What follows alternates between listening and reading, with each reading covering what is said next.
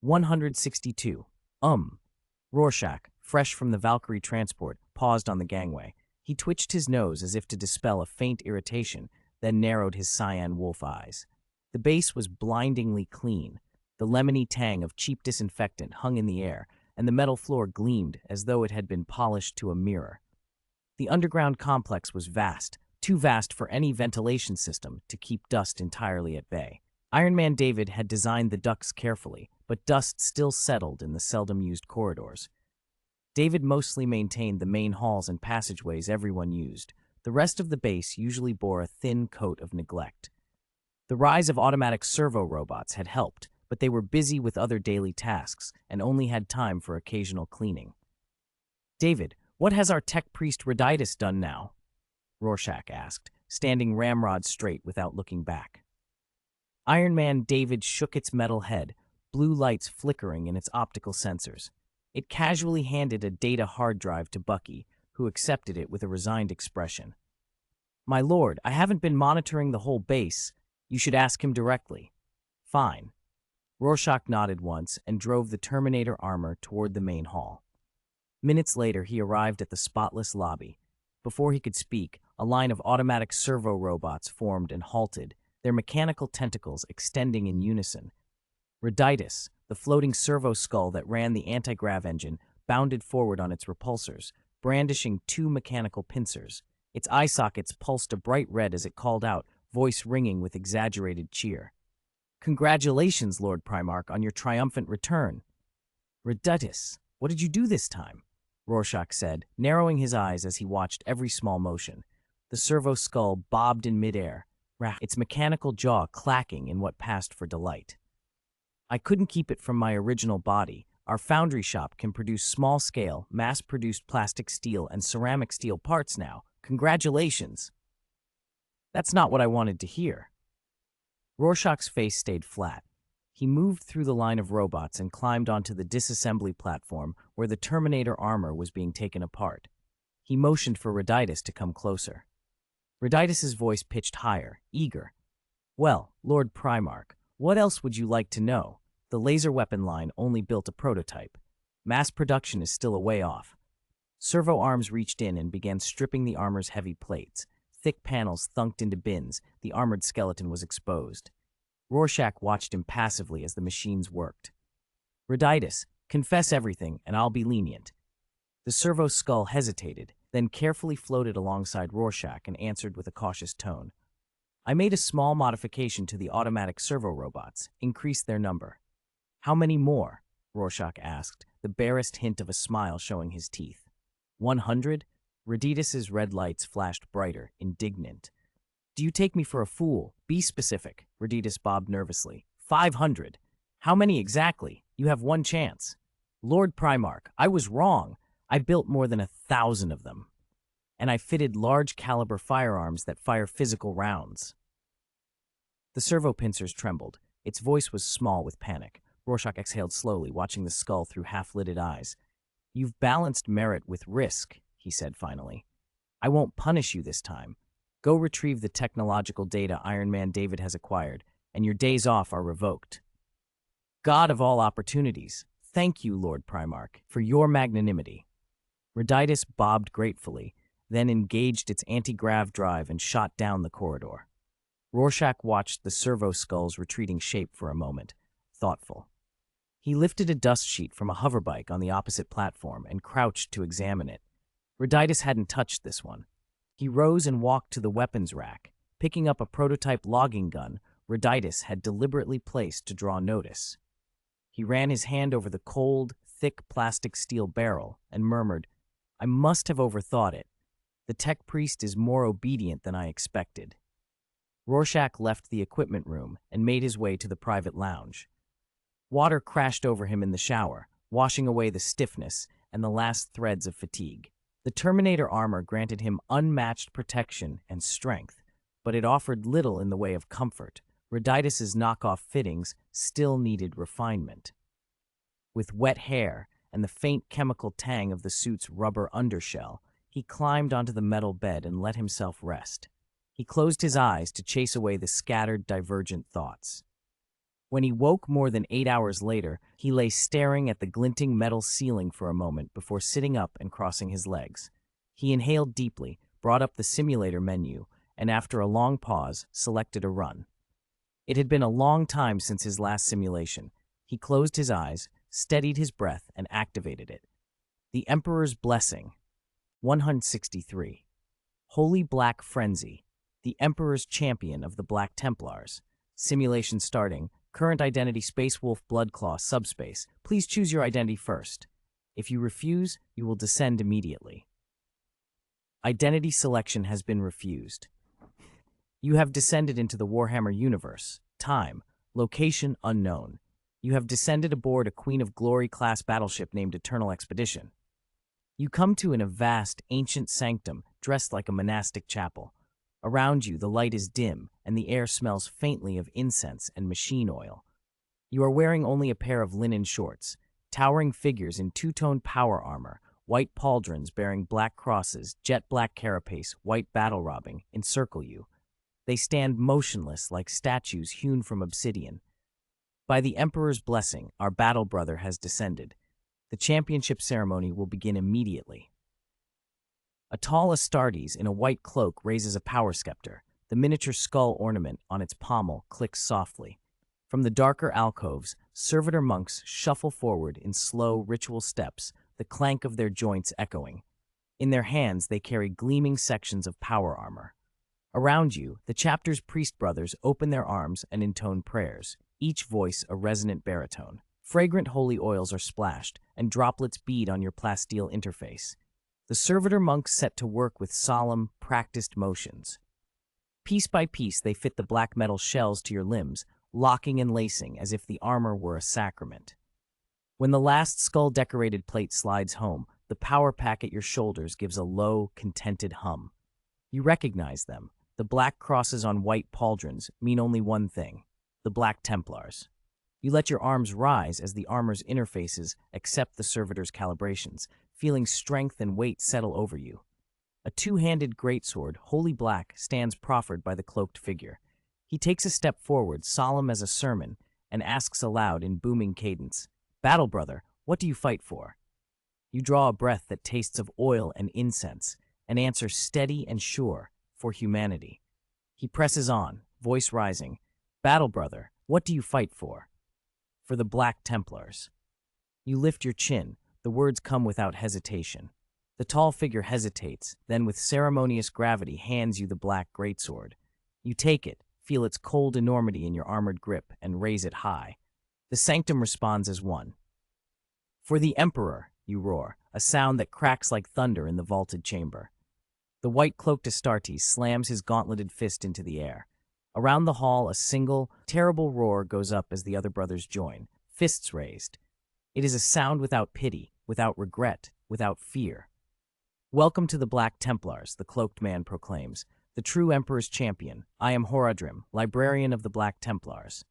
He removes his helmet, revealing a face carved by years of war, scarred, sun-beaten, a mouth half-smiling with a secret he has kept too long. You search his face. "Can you tell me, what is happening? Why was I made the Emperor's champion?" You force yourself to stay calm, to keep your questions steady. Horadrim's grin deepens, and there is a strange light in his eyes. "The Emperor's omen came to us, brother. For a Terran year, the librarians of the chapter have awaited it, and now the sign is fulfilled." Around you, the Astartes bow and salute, murmuring reverence and assent. You return the gestures, unsure what else to do as the ceremony presses on. Later, when the majority of the brethren have withdrawn and Horadrim remains, he speaks plainly. "There was a recruit, an Astartes neophyte, who did not survive our full transformation rites. His armor suit was completed, his augmentations fitted and tuned, but his mind, his spark, was gone. The apothecarian sought only to save what could be saved. There was talk of converting the husk into a servitor for the chapter." He lets the words rest a moment. The sanctum's air feels heavier. "But then the Emperor's will came to us, not as a voice, but as a prophecy. Several librarians received it, an omen that the Emperor's champion would descend from the void, that he would be the guide for the Black Templar's future and for all mankind. You arrived as the sign, thus you stand here." Horadrim's gaze fixes on you with the weight of command and the weary hope of one who has seen too many false mornings.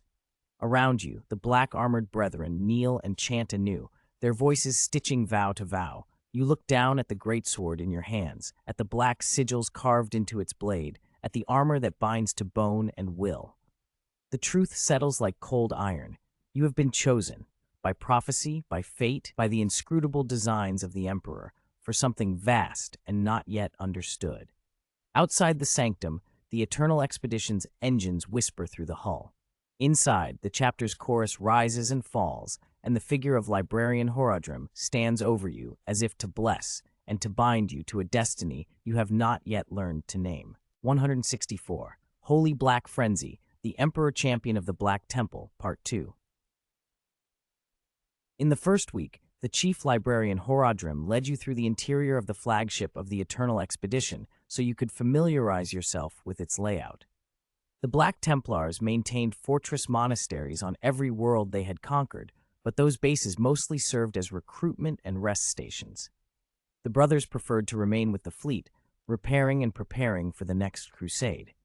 Soon after, an expeditionary force that had just completed its campaign returned to the fleet under the flagship's protection. Marshal Ludo Duss, equivalent to a company commander in a normal regiment, greeted you with sincere enthusiasm. Word spread quickly. The fleet now had a new Emperor's champion. Dozens of Astartes came to see you. At first, their attention felt like warm hospitality, but as questions became insistently repetitive, many of your brothers wanted your interpretation of the Emperor's prayers. You found yourself fumbling for answers and growing uncomfortable. As more Astartes gathered, their fervor and the Black Templars' zealous reverence for the Emperor began to grate on you. It wasn't the faith itself so much as the fanaticism that surrounded it. The strain reached a head when you overheard an ordinary battle brother openly speaking disrespectfully of Librarian Horadrim. You stepped forward to rebuke him, but Horadrim himself stopped you with a soft hand on your pauldron. With patient courtesy, he reminded you that not all Astartes were the same. A few among them distrusted and even hated psychic power. They freely admitted their debt to the librarian's sacrifices, he said, but they could not always control their tongues. You inhaled and fell quiet. From then on, you made a choice. You would follow Horadrim's example. Partly to avoid the endless pilgrimages of zealous brothers, and partly to learn the daily life of the think tank brothers who supported the fleet. Using the privileges of the Emperor's champion, you also began discreet inquiries into the Black Templars' recent operations. If the Emperor had sent you here for a reason, you intended to find out what it was. With the eager help of Horadrim's staff, you discovered that the Black Templars had recently launched 3 simultaneous expeditions. More warriors than would be expected by the Astartes Codex were deployed across those campaigns. You took your concerns to Horadrim. He smiled and dismissed them as routine warm-up operations, the sort of large-scale drilling the Order used to keep its edge. You could only blink, impressed and a little unsettled by the Templars' resources and the boldness of the Grand Marshal's command. By the second week, there was still no sign of the Great War you had been expecting. The 3 expeditions had been strikingly successful. The Greenskins were driven back, Tyranid swarms had been torn apart, and an unknown heretic warband was crushed. You set aside the intelligence hunt and resolved to wait. Yet your unorthodox behavior had made you a target for rumor. Some Astartes complained that, as the Emperor's champion, you were not devout enough. You refused to recite scripture for those who asked, and you spent long hours with the scholars and servitors of the think tank, an association that, in their eyes, risked corrupting you with uncontrolled psychic influence. You scoffed at such simple-minded gossip and ignored Horadrim's caution. Instead, you sought out Marshal Ludo Duss and asked for a friendly match, a trial of arms against the expeditionary force to demonstrate camaraderie. Marshal Ludo Duss weighed it carefully and then agreed. He had heard the rumors too and hoped a public contest might temper the covert prejudice against the auxiliary brothers. You left his cabin with a smile. Within days, the entire ship buzzed. Repairs finished. Battle brothers who could fight signed up in droves. The Emperor's champion was going to face any challenger who volunteered. You neither sought glory nor shied away. You wanted the truth of the matter exposed. A hermit from the think tank, an old man who respected their work, presented you with a pious chain made of a special alloy. It could firmly tether a weapon to power armor so it could not be lost in the heat of battle. The chain would be visible proof of your faith and keep a dangerous blade from accidentally leaving its master's grasp. You looped the chain around the metal bracer on your right arm, though you did not bind it to the black sword. You sat for a long mediation to still the restlessness that had begun to stir within you. In the third week, the friendly match began. The first challenger was a castle lord of the Sword Brotherhood. You accepted. You donned the finely crafted armor of faith and a white surcoat bearing the black cross. A metal helmet, fashioned with a crown of thorns motif, sat heavy on your brow. Your right hand, wrapped in the pious chain, steadied the two-handed black sword, while power pack hums thrummed deep in the hull. You entered the great training yard. Almost every Astartes not on essential duty packed the stands and ringed the arena, nearly 1,000 brothers watching. From where you stood, you could see the crowd had already split into two camps. The tech priests, apothecaries, and servitors clustered around the think tank brothers and the devout battle brothers, their faces carved by countless campaigns. You met your opponent's eyes through your helm's visor and raised the black sword in salute. The castle lord returned the regimental salute and drew a two-handed power sword. The power packs on both your backs sang low and promising. You lunged together. Metal crashed upon metal. The black sword met the castle lord's power blade with a sound like thunder. For a long heartbeat, the training yard fell silent, except for the clang of blades and the crunch of boots. Even those who knew your style well thought the castle lord would soon best you. But you drove your strikes forward with a raw, mounting force, each slash heavier than the last. Your techniques were not elegant, but the weight behind them was undeniable. As you pressed forward, the castle lord stepped back, feinted, and then retracted the two-handed power sword for a hard downward swing aimed at your left shoulder, where the white armor was etched with prayers. You didn't flinch. You moved in, intending to let your heavy ceramic steel armor absorb the blow. The power blade, its azure field crackling, sank deep into your shoulder guard and chewed away metal with a scream. The castle lord thought he had gained the advantage. He tightened his grip and prepared to rip the sword free and finish the contest. Instead, with your body twisted, the pious chain on your right arm slid through your gauntlet and into your palm. In the same motion, your left hand drove the black sword's ricasso into the castle lord's metal helm. If the blow landed true, the helmet's wearer would require months of apothecary care to recover. "Spare the life under the sword," came Horadrim's urgent voice. It pierced the clamor, but you did not intend to yield. You believed only a severe lesson would teach certain truths. Before you could strike, a wave of telekinetic force washed over both of you. For an instant, motion froze. You felt the battle brother opposite you stiffen, saw panic flash across his eyes through his visor. Then the pressure vanished as suddenly as it had come. You planted your boot and drove the black sword upward. The blade's spine scraped along the castle lord's helm, threatening a crushing blow. At the same time, the pious chain snapped taut and caught the metal palm that held his weapon. The impact rang like lightning through the hollow metal. The castle lord's hands faltered, the grip slipped, and his power sword clattered to the ground. The castle lord stood trembling, weaponless. The pious chain lay slack on the deck. Your surcoat fluttered around your legs as you set the black sword down, the blade scoring a deep gouge in the training yard floor that would not be easy to repair. "I yield. The Emperor's champion is worthy of the title," the castle lord managed, performing the regimental salute with shaking hands before retreating into the crowd. You raised your helmed head and looked over the assembled brothers. "Anyone else who wishes to challenge, step forward," you said slowly, your voice ringing in the hush. Wearing the crown of thorns, you leaned on the black sword and addressed them. "I have fought for the Emperor in the void for many years. I have seen mortal soldiers and Astartes give their lives for the Imperium. I will not teach any grand revelation. It is not my way, but I believe this. Trust and respect are the foundations of martial effectiveness." You paused, letting those words hang.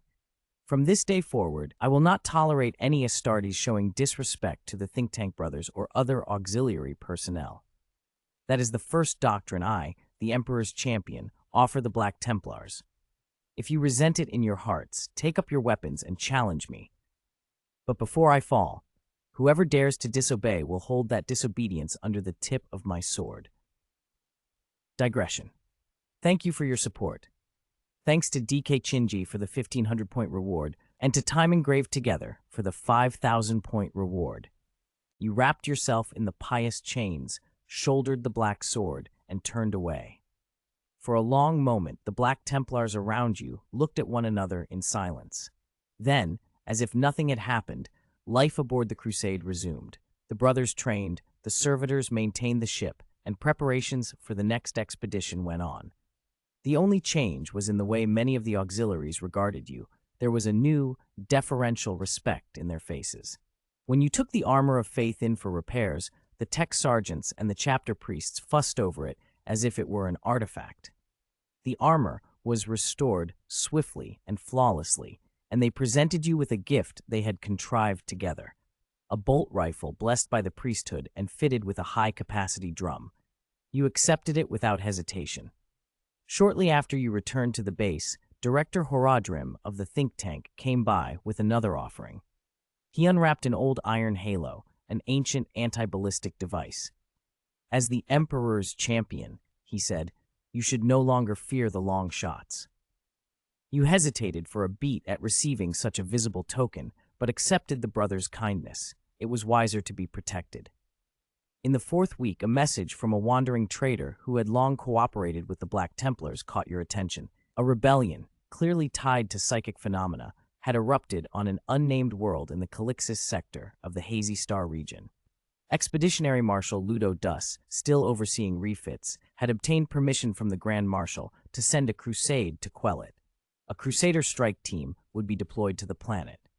You spoke with Horadrim and arranged to accompany that Crusader force to investigate. Marshal Dus granted your request without question. Soon, a fast strike vessel detached from the main fleet and bore you toward the target. To your surprise, the leader of the Crusader team was the same castle lord you had once fought. He showed no rancor at your sight, only the formal respect due to rank, and he introduced you to the Battle Brothers under his command, a fresh cohort of new bloods who had recently joined the chapter. By the fifth week, the strike ship broke from the warp, and the Calixis sector spread before you. You had not reached the planet when several Imperial Navy frigates, Storm-class, swept in on the point of your bow and opened fire with laser barrages. The ship's crew went to battle stations. The void shields flared and took the blows. Communication attempts with the frigates failed, and the astropath at the Navsphere began to flail against something in his mind, his psychic output slipping and churning. Chaos threatened to overwhelm the vessel. You took command as the Emperor's champion. Exchanging a hard look with the castle lord, who headed for the Thunderhawk to ready its holds, you ordered the captain to guard the remaining astropaths with every man and to execute any who showed signs of losing control. Then you told the astropaths in no uncertain terms, not a single act of psychic power until they were explicitly ordered. The ship's weapon arrays answered your command. Plasmas and lances cut through vacuum, and the Tempest-class frigates that had engaged you were torn apart and left as drifting metal carcasses in the cold. With the immediate threat neutralized, you led the Crusader team into the Thunderhawk. The castle lord flew the transport himself, and you made the drop to the planet's surface. The Thunderhawk punched into the storm, and an hour later set down on frozen ground. You stepped out into a raw, driving mix of sleet and snow. From the dark sky, a column of faint golden light stabbed down through the blizzard, a beacon of uncanny light that made your jaw tighten.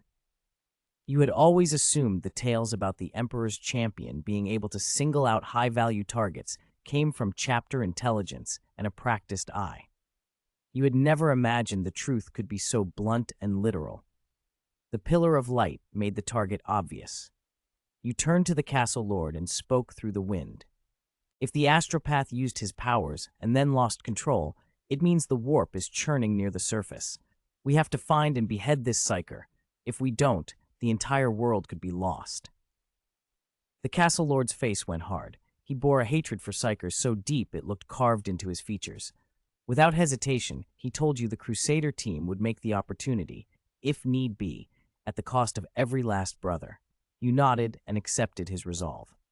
You fitted the iron halo more tightly, closed the helmet adorned with its crown of thorns, wrapped the pious chains around your arms, and slung the blessed bolt rifle over your shoulder.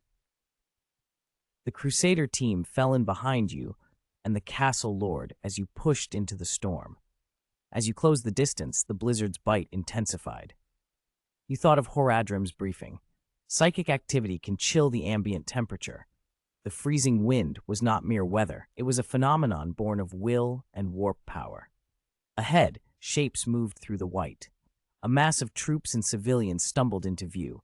Astra Militarum units, planetary militia, and countless natives, all staring wide-eyed and empty. They had been stripped of self and turned into marionettes by some unseen mind. You and the castle lord raised grenade launchers in unison, but several of the new bloods faltered. Their weapons wavered. They could not bring themselves to fire upon the human husks before them. You cut them off with a single, low voice that carried over armor and storm. The first lesson of an Astartes is to cast off useless mercy when you step onto the battlefield. How long do you think these men would last in that storm? Once psychic corruption takes hold, it's irreversible. Where they stand now, they are already dead. You tapped the bolt rifle against your gauntlet by way of emphasis and then raised the black sword in your other hand. The only thing left for us to do is to strike off the head of that heretic and avenge the people of this world. For the Emperor, you cried, and the Astartes behind you echoed the cry. The Crusader team surged forward into the cold, determined to reach the source of the pale light and end the blasphemous will that had brought this planet to its knees. 166. Holy Black Frenzy, the Emperor Champion of the Black Temple, A4. You led the morale-boosted Crusader squad forward, charging into a sea of mortal defenders. Mixed among them, a number of Astra Militarum troopers had picked up your trail. They gripped lasguns and the heavy weapons mounted on their Imperial vehicles with a stiff, practiced discipline and unleashed a covering storm of fire in your direction. Scorching beams and large-caliber rounds meant to shred ceramite grazed the ground and the air around you, spraying mud, ice, and snow into the wind. The world smelled of hot metal and wet earth. Impact shivers ran along the ground with every strike. A shell detonated somewhere ahead, sending a ripple of splinters and frozen slush across your path. You didn't hesitate. Fingers closed on the bolt rifle, and you pulled the trigger. The high-capacity drum emptied fast, each explosive bolt punching through the air with the distinct, punishing report of disciplined violence. You drove forward, voice cutting through the cacophony. For the Emperor, no mercy, no regret, no fear. The cry rallied your men and women. The Crusaders surged, bodies pushing against the recoil and the wind of explosions. Bolts tore into faces, armor, and the gaps between, scattering your enemy's formation. Men in flak vests fell, tripping over the frozen ground. Others dove for cover behind wrecked vehicles and shattered barricades, returning fire in scattered bursts. The covering fire from the vehicles intensified, but so did your advance. Each step cost something. Blood on snow, ruined banners, the stench of cordite, but the momentum held. You could see the Black Temple's sigil still faint in the distance, a dark promise on the horizon that justified every risk. The battlefield contracted into a tight focus. You, your Crusaders, the howl of weapons, and the unyielding will to press on. There was no time to mourn. Only the next wave of targets, the next scream of guns, and the steady, brutal insistence of the charge. A dazzling spiritual flame dropped from the sky and stood between you and Gokay.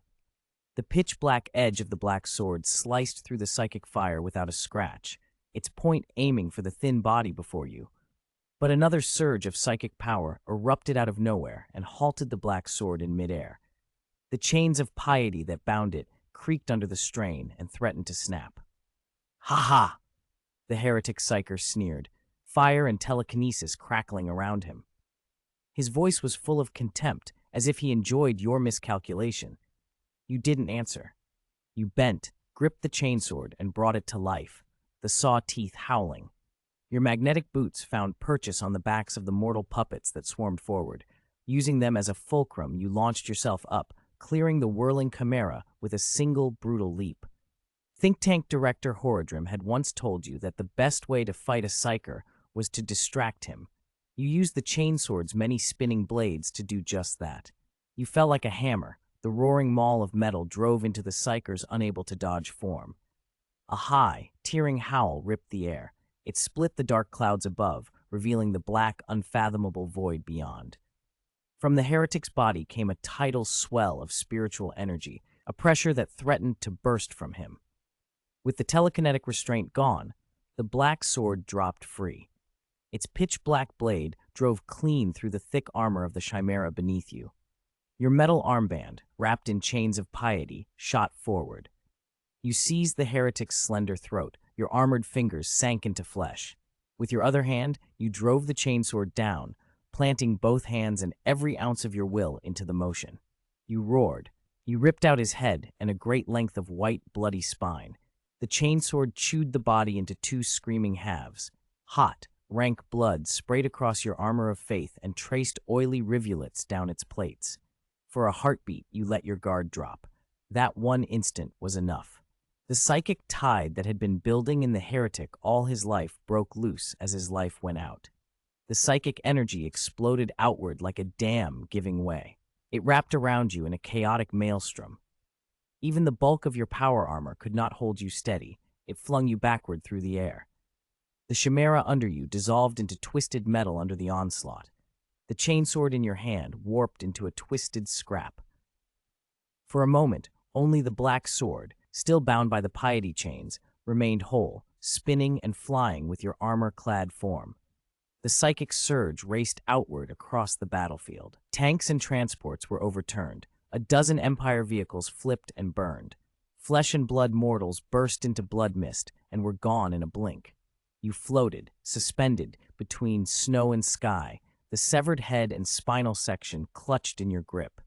Blood leaked from your mouth and nose, and droplets quickly congealed where they hit the inside of your metal helm. The impact of the psychic tide reached past your armor and into something deeper. Your will was hammered and then purified. You slid into a cold, distant sort of clarity. Images flooded you. You saw a small, broken life, a hunched, mutilated child, abandoned by its parents, brutalized by hive gangs, hunted by the Imperium as an adult after a terrible, uncontrolled flare of power. Its greatest desire in life was nothing grand, simply to eat without begging. And yet, despite the cruelty it had endured, it loathed the bureaucrats of the Empire, and its faith in the Emperor never wavered. It had never betrayed the Emperor. It had not abandoned human dignity. It was a puppet of the psyche, given a name by some unknown voice claiming to be the Emperor, and it had dedicated everything to that name. Your mental tendrils probed deeper, and you felt the whole life, every humiliation and prayer and broken hope. Slowly your view widened, and you rose into the cold nothing of space. You looked down at a frost-bound planet rotating beneath you, then slid inside the planet's mind like a ghost. Foundries roared. Servitors, driven by the angry lash of countless tech priests, fed fresh las weapons to squads of stiff, obedient troops. Leman Russ tanks and chimeras carried conscripts across endless white wastes. 9-meter titans and hulking paladin knights patrolled the rim of cities with a ponderous, terrifying grace. Scenes flashed by in a dizzying sweep: industry, mobilization, war readiness. Then your perspective dropped. You caught sight of a tall, 3-meter silhouette, half flesh and half mechanical appendage. The figure turned.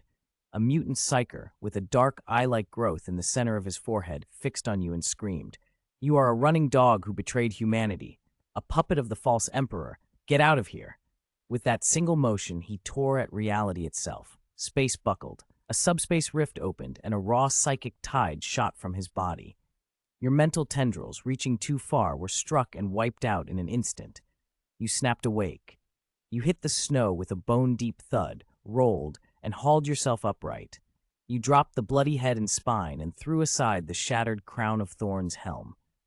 A geyser of dark red blood erupted from your mouth and hardened almost as soon as it struck the snow. Fragments of the psyker's will remained in your mind, surging like torn currents. The psychic, who had held a planet in his head, who had been on the verge of igniting a rebellion to overthrow imperial rule. His hatred of the Empire had been absolute, his despair toward the Emperor total. He had wanted to resist with every breath, and he had wept for the slow deaths of his family and friends. His echoing voice went on in your head, ragged and pleading. Great Lord of humanity, why didn't you come? Save us from suffering. Pain, pain, pain. Your most humble and devout servant begs that you send down your infinite power to save my wife and children. Dear Inquisitor of Heresy, I am a registered psyker. I am not a damned heretic. I have an unwavering faith in the Emperor. Week 6. A vast Black Templar fleet descended into the Calixis sector out in the obscure star territory. Thousands of vessels, from colossi of battle to nimble escorts, massed in orbit above a hive world, preparing for an expedition that would sweep clean the stain of heresy. You and Marshal Ludo Dus stood before the Astropathic Hall aboard the flagship of the Eternal Expedition, waiting for a reply from the Grand Marshal. The warp undercurrents were angry. Astropathic communication came through only in scraps. A woman in a black robe and bearing a scepter emerged slowly from the hall and approached you. She was an astropath. Her voice was level, the cadence of the long-trained mind behind it. Honored Emperor's champion, Lord Marshal, she said, the subspace currents across this star region are turbulent. The Grand Marshal's message is intermittent. He conveyed a single directive. The Black Templars will undertake this expedition at all costs to purge the psychic heresy and strike down the rebellion against the Emperor. You narrowed your eyes and breathed in deep. Beside you, Marshal Ludo Dus nodded grimly. The order was absolute. The campaign would proceed. Preparations began at once. Beyond the guard detachments that would remain aboard the battle group, some 800 Astartes mustered for war. Servitors ferried equipment through the corridors, priests intoned litanies, and the tech sergeants set to work on your armor. You accepted the repair and fine-tuning of your power armor, the armor of faith, with ritual solemnity.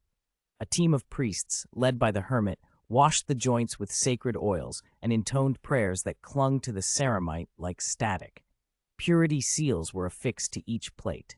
The head of the civilian thief you had recovered earlier was transformed by long hours and the ingenious work of the think tank director Horadrim and his brothers into a reliquary designed to blunt certain psychic intrusions. You placed that carved skull upon the iron halo above your helm and hesitated only briefly before seeking the tech sergeant again. A medium storm shield, fashioned in the form of a cross, was issued to you. You requested 3 melt bombs and fitted them beneath your power pack. Satisfied, you left the arsenal feeling the familiar, heavy certainty of being prepared. By week 7, the fleet split. A battle barge and 3 strike cruisers formed the expedition's core and peeled away from the main armada, escorted by scores of sword-class frigates. Because the astropathic vision had not yielded precise coordinates for the rebel world, you and Marshal Ludo Dus resolved to sweep every icebound world in the sector. Any Imperial Navy ship that encountered you and fired would be counted as a vessel under the control of the one man and would be struck down. Your hypothesis proved grimly accurate. The first ice-covered planet on your route was flanked by a cluster of Imperial Navy ships. They did not answer hails. Instead, they opened fire. In an instant, the Black Templar fleet's batteries erupted.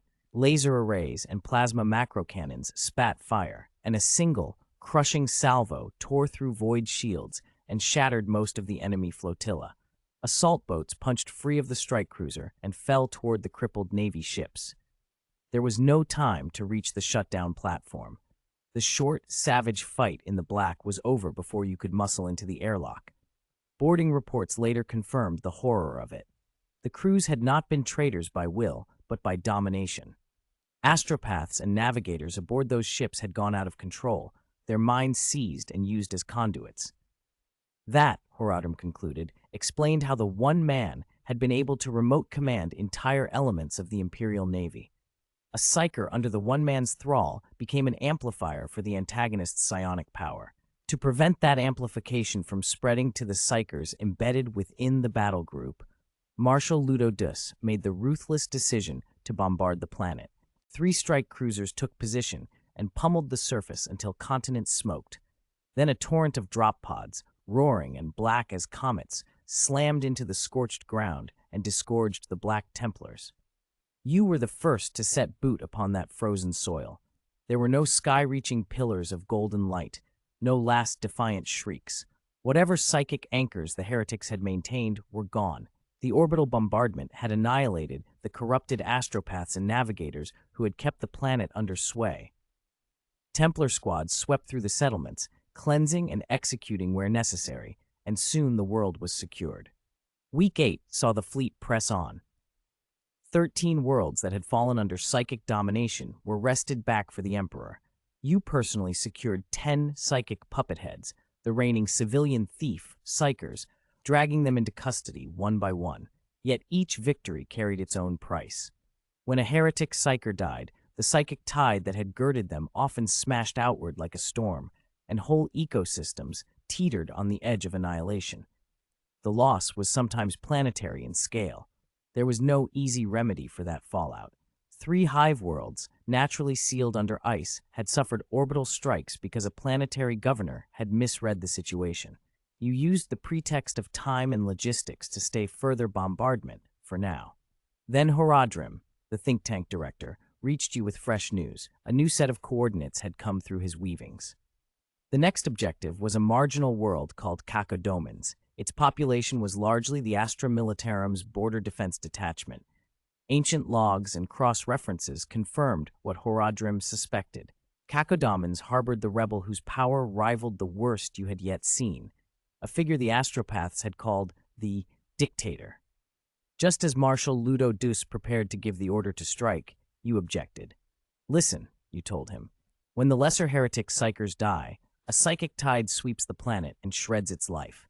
If the Dictator falls, his death could erupt a psychic wave of such magnitude it could sweep this star zone clean, destroy worlds, imperil the shipping lanes of the Imperium. Even the Black Templars cannot ignore the wider loss to the Emperor. The Marshal's brow furrowed. He fell silent, pondering logistics and sacrifice. You stood aside and racked your brains for a way to blunt the inevitable psychic backlash. Horadrim offered an idea that sounded half mad and half holy. The headbands his think tank used to amplify sanctioned psychic energy, the very devices that made astropaths and sanctioned psychers instruments of power, could, with inversion and reconfiguration, be turned into suppressors. If enough of these anti-psychic devices were arrayed together in one place, the theory went, they might generate a psychic vacuum, a temporary field that would blunt or block the Dictator's psychic discharge. Horadrim could not promise success. It was speculative, dangerous, and unproven. Still, between you and Ludodeus, a single exchange of glances was enough. You would let the think tank brothers try. So the men of the Horadrim Directorate lent their minds and machines to the cause. They boarded transports, rigging the inverted bands, and praying an ad hoc prayer to the Emperor that science and faith, combined, could buy a measure of safety for the countless souls that might otherwise be swept into black oblivion. The expedition moved on, now not only to strike, but to find a way to hold the void against the coming storm. $169. Holy Black Frenzy, the Emperor Champion of the Black Temple, Septh. In the 9th week, your fleet arrived at Cacodomans. Before the expeditionary force could close in, the planet's orbital defense platform erupted in merciless, brutal fire. Its batteries lashed out at the approaching ships with terrifying intensity. The battle barges and strike cruisers answered in kind. Laser arrays and plasma macro cannons unleashed searing beams that quickly began to eat through the platform's massive metal structure.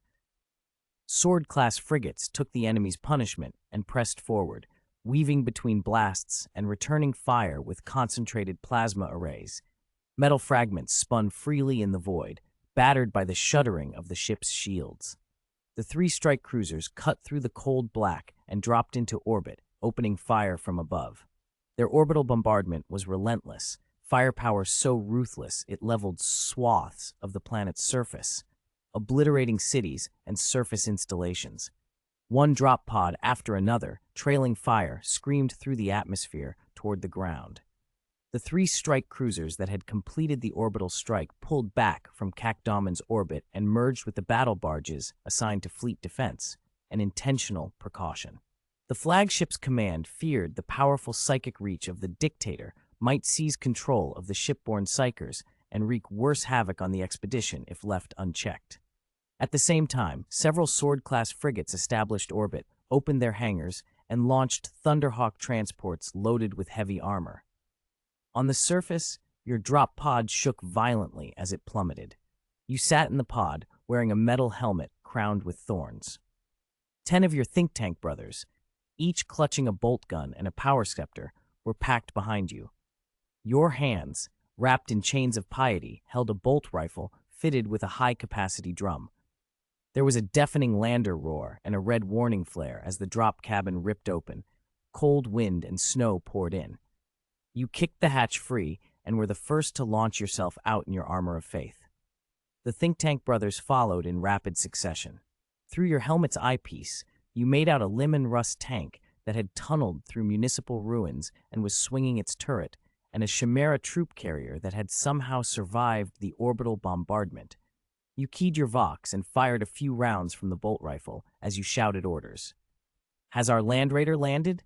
Lay down, covering fire on that position. Buy time for our brothers still coming down.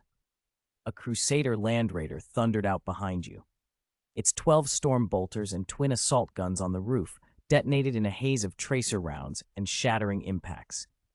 Dozens of Chimera transports were obliterated in an instant beneath that hail of steel and flame. Astra Militarum infantry caught unaware became walking infernos. Even hardened Lehman Russ tanks were pinned, forced to charge to close with the attackers. The inevitable happened. A Land Raider that could not evade a concentrated Lehman Russ barrage was ripped apart by armor-piercing shells. The explosion flipped a group of Astartes around the destroyed vehicle. Shattered limbs and broken power armor tumbled and struck your armor of faith with dull thuds. Has the heavy weapons team touched down? Take those Lehman Russ tanks out immediately, you barked into the Vox, slinging the empty bolt rifle across your back and beginning to coordinate the next wave. The think tank brothers answered by joining the fight. Psychic arcs of blinding energy crawled from their palms, frying the crews inside several Lemon Rust turrets and putting their tanks out of action. You swept the battlefield, eyes searching for the golden pillar of light that would mark the dictator. There was no trace of it. Raising your cross-shaped medium storm shield, you hefted the heavy black blade in your other hand and charged at a Lemon Rust that was still pivoting its turret toward you. Your armor of faith plowed through a cluster of Astra Militarum soldiers who had resolved to die in place. Grenade explosions licked at the suit's ancient iron halo without effect. The power armor shell held firm. More drop pods slammed into the snow-scoured ground. Hatches roared open and Crusader squads poured out, heavy weapons already in hand. They immediately laid down a sustained barrage toward enemy armor. Gradually, the number of heretic Lemon Rust tanks diminished. The enemy's heavy firepower was suppressed enough to let more Astartes assemble. Nearly 600 Black Templar Astartes raised bolt pistols and bolt guns, each other hand gripping a power weapon or a roaring chainsword. They braced, voices rising as one. For the Emperor! Your roar still echoes in the comms as the 17 Night Titans answer with a howling scream. One after another, their rapid-fire shrapnel rounds cut through the wind and snow and burst above your regiment's position. Countless metal fragments rain down like miniature bombs. They shred through ceramite shells and tear into the bodies of the Astartes. Brothers, who have no time to dodge, are ripped apart by the storm of shrapnel. Even the psychic barriers raised by the librarians tremble and fail. Almost every exploding canister annihilates entire Crusader squads. After a single volley from the Titans, nearly 100 Astartes lie in irreparable ruin. For a moment, against that kind of firepower, even you are no different from a mortal. Land Raiders, fall back and form an armored wall. Build a protective barrier for the Battle Brothers. Block the Titans' rapid-fire batteries. And call the strike cruisers. We need orbital fire now.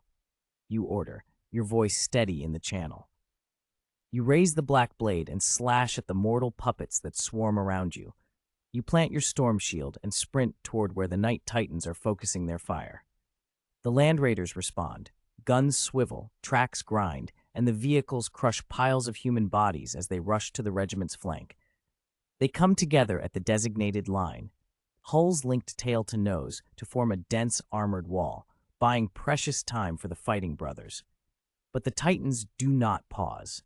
Another coordinated volley from their rapid-fire batteries and the thunder of their secondary heavy guns tears into the nearest dozen transports. Land raiders that were seconds ago a shield of iron and flame are literally blown into rolling infernos. Engines explode, fuel ignites, and great fireballs consume them. Thunderhawks carrying ammunition rise in a blur of engines. They dive in hard on the rebel Titans. Turbo lasers and heavy-bore guns rake the blue ion shields of the Night Titans. Concentrated, merciless fire from a dozen Thunderhawks strips one Titan's ion shield like a soap bubble. The hull below takes intolerable structural damage, and the Titan staggers, crippled, collapsing to the ground. The remaining Titans are lashed by beams and shells. Most of the shots are deflected by shimmering shields, but enough gets through to disable systems and prevent the Knights from immediately resuming bombardment. The regiment's heavy weapon squads and remaining land raiders keep pounding, their bombs eating at the Titans' shields and keeping the enemy off balance. Under that cover, several Crusader squads, hot melt charges and melt-a-bombs in hand, begin a desperate charge toward the surviving 16 Titans. There's no orbital strike in place yet. Without Terminators or heavier vehicles, the Black Templars must use the most primal method: close, brutal assault. You cut through the churn of dead and dying, blood splattering your armor of faith. You burst from the chapter's line and join the charging Crusaders. Your presence drives the squad forward, their pace quickens, their will steels. The rebel Titans take notice. Despite the Thunderhawks and the burning land raiders, several Titans train their sights on you. You bellow and surge to the front. Metal fragments crack and sing as heavy-caliber rounds from the Titans' logging guns hammer the iron halo of the chapter's protective field. The low thrum of your power pack becomes an iron hymn. Then, with a screech, a terrible grenade pelts down into the sky over your team. You track its arc with the eyepiece, raise your storm shield, and plant the heavy mag boots. You leap up and drive yourself into the blast. The shrapnel detonates into a ball of fire and metal, but your storm shield and the chapter's iron halo take the brunt. Only a few fragments reach the brothers behind you. You are thrown dozens of meters, slammed into the frozen ground. The shield and halo saved you from total annihilation, but you taste the copper tang of blood. Your sacrifice spares the Crusader squad and ignites the chapter's fighting spirit. Prayers and benedictions ring across the battlefield. The priest's chants push back the tide of mortal puppets. The charging Crusader squads reach the Titans. Thunderhawks keep screaming overhead, pilots and regimental gunners working in tacit unison. Missiles streak from under wing and hammer the Titans' shields. Under the hail of ordnance, a dozen Titans stagger back, their metal feet making the earth itself tremble. Shields crack, and a handful of Titans have their cockpits pierced by sustained bombardment. 3 of the enormous machines topple with colossal roars. A dozen melt-a-bombs hiss through the air, thrown by battle brothers aiming for joints in cockpits. Some hit home, searing heat eats into armor. 4 more Titans, their shields shattered by the inferno, suffer concentrated hits and fall. But the victory is costly. Many Astartes who hurled melta-charges stand no chance of retreat. As soon as they complete the toss, they are gunned down by the Titans' heavy guns. Ceramite resists for a heartbeat, but joints and necks are weak spots. Continuous heavy rounds tear brothers limb from limb. By the time the smoke clears, only 9 of the 17 Night Titans remain standing. The price for that success is steep. The Crusader charge is nearly wiped out. Thunderhawks and Land Raiders are running low on ammunition. If the enemy regains full fire capability, the chapter will suffer unbearable casualties. You slap the metal of your helmet and spit into the comms. How long until orbital bombardment is in place? You charge again toward the wounded Titans, drawing their focus as best you can. You watch the 9 moving hulks try to angle away from the chapter's remaining fire. You consider throwing a melta-charge to take 2 or 3 of them with you. Then something new catches your eye. From above, the gray clouds tear open. A series of blinding beams cut down, swallowing the sky and pinpointing on the towering metal of the Night Titans. Gods, you curse without thinking, and pivot. The orbital strike is here, but not in the pattern you expected. You wheel and run for the rear. Explosions erupt in a rolling circle where you had been moments before. The concussive blast overturns earth and rock and races outward in a storm. The shockwave sweeps across the field. You throw yourself forward with everything left in you to outrun the rolling devastation. The shockwave threw you clear of your power armor. Fine sand and grit, flung up by the orbital bombardment, smothered you. For a moment you slipped into unconsciousness. You came back slowly. Your vision was dark. Every limb felt like dead weight. A low, involuntary roar escaped you. You forced the armor of faith to life. With the storm shield and the black sword in your hands, you dug yourself out of the crushing soil. Blood ran from your mouth and nose and pooled against the inside of the helmet's visor. You half kneel, grit and gravel pouring off the suit, and through the eyepiece you take in the scene behind you in stunned silence. A crater yawns where the world used to be, 100 meters deep, 3 kilometers across. The Night Titan's ruined plates bob and melt in the dark, red lake of magma at the crater's bottom, metal debris floating and sinking as it liquefies. You force your jaw closed. I have to find the captain who called that strike. You think through the fog. You push yourself up from the loose sand. The tide of mortal thralls keeps pouring in across the snow-swept battlefield. But without the Night Titan's firepower, it will only be a matter of time before the Black Templars cut them down. You tighten your grip on the storm shield and the black sword and sweep your gaze across the field. A pillar of golden light suddenly appears ahead of you, blazing down toward the battlefield. Your breath catches. The tyrant. You start the armor of faith and stride in the direction of the light. All think tank brothers, rally to me now. The tyrant has appeared. I repeat, the tyrant has appeared. You bark into the comm. Under covering fire from the battle brothers, the think tank contingent breaks formation and charges toward you through the seething masses of thralls. You carve your way forward with the black sword and form a beheading squad with them. 70 or so think tank brothers remain, the director Horadrim's voice reports over the comm. We've lost over 30 already. I don't know if the anti-psychic device in the plan still functions. A figure in heavy shoulder pauldrons and a white cape sweeps a power scepter, crushing swarms of thralls, and closes the distance beside you. You force the blade before you like a standard. If the anti-psychic device fails, we still die fighting. We must kill the tyrant, you shout. Brothers of the think tank, the fate of this campaign rests on this fight. For the Emperor, for mankind, for the Black Templars. You throw up the storm shield and, blade flashing, lead the charge. The think tank brothers answer with a raw, fanatical roar and follow you into the snow. The distance collapses. A towering shape, 3 meters of flesh and iron, steps into view, half flesh, half machine, a crown of psychic auguries whirring over its bulk. The think tank brothers converge their power. Psychic lightning dances through the sleet, scorching mind flame rises, thawing the ice and lashing toward the colossal form. Telekinetic arrows condense and streak forward like a storm of explosive bolts. For an instant, it seems the tyrant will be overwhelmed, then its response erupts. A psychic force like a supernova blasts from the tyrant's body. The wind and snow are cleared as if swept by a hand. The clouds above the battlefield are torn open, revealing the cold dark of the stars. The psionic assault from the think tank brothers is annihilated mid-flight, shredded into fractal rifts that gnaw at the fabric of space itself. An invisible weight descends on the attackers. Every step becomes sluggish, like wading through tar. The think tank brothers' forms sag as if crushed by an unending press. When the tyrant lifts a hand, blood-curdling screams tear the air. Some of the brothers burn from the inside as the psychic flame eats them. Others are twisted into lumps of flesh and metal by cruel, unseen telekinetic hands. Still others are flayed and shredded by razor storms of mental energy, left twitching as fragments of power armor and meat. Activate the anti-psychic device. Stop using psychic powers. Fight it in close combat, you roar without turning. The armor of faith answers with a metallic groan. Its servos and power packs scream toward full output. You brute force your way free of the press and push into a last desperate charge. Around you, the surviving brothers, 40 or so now, clutching their faith in teeth, force their trembling hands to the anti-psychic headbands. The indicator lights flip from blue to red. A slight, blessed relief from the psionic oppression crawls over them. You close on the tyrant's feet.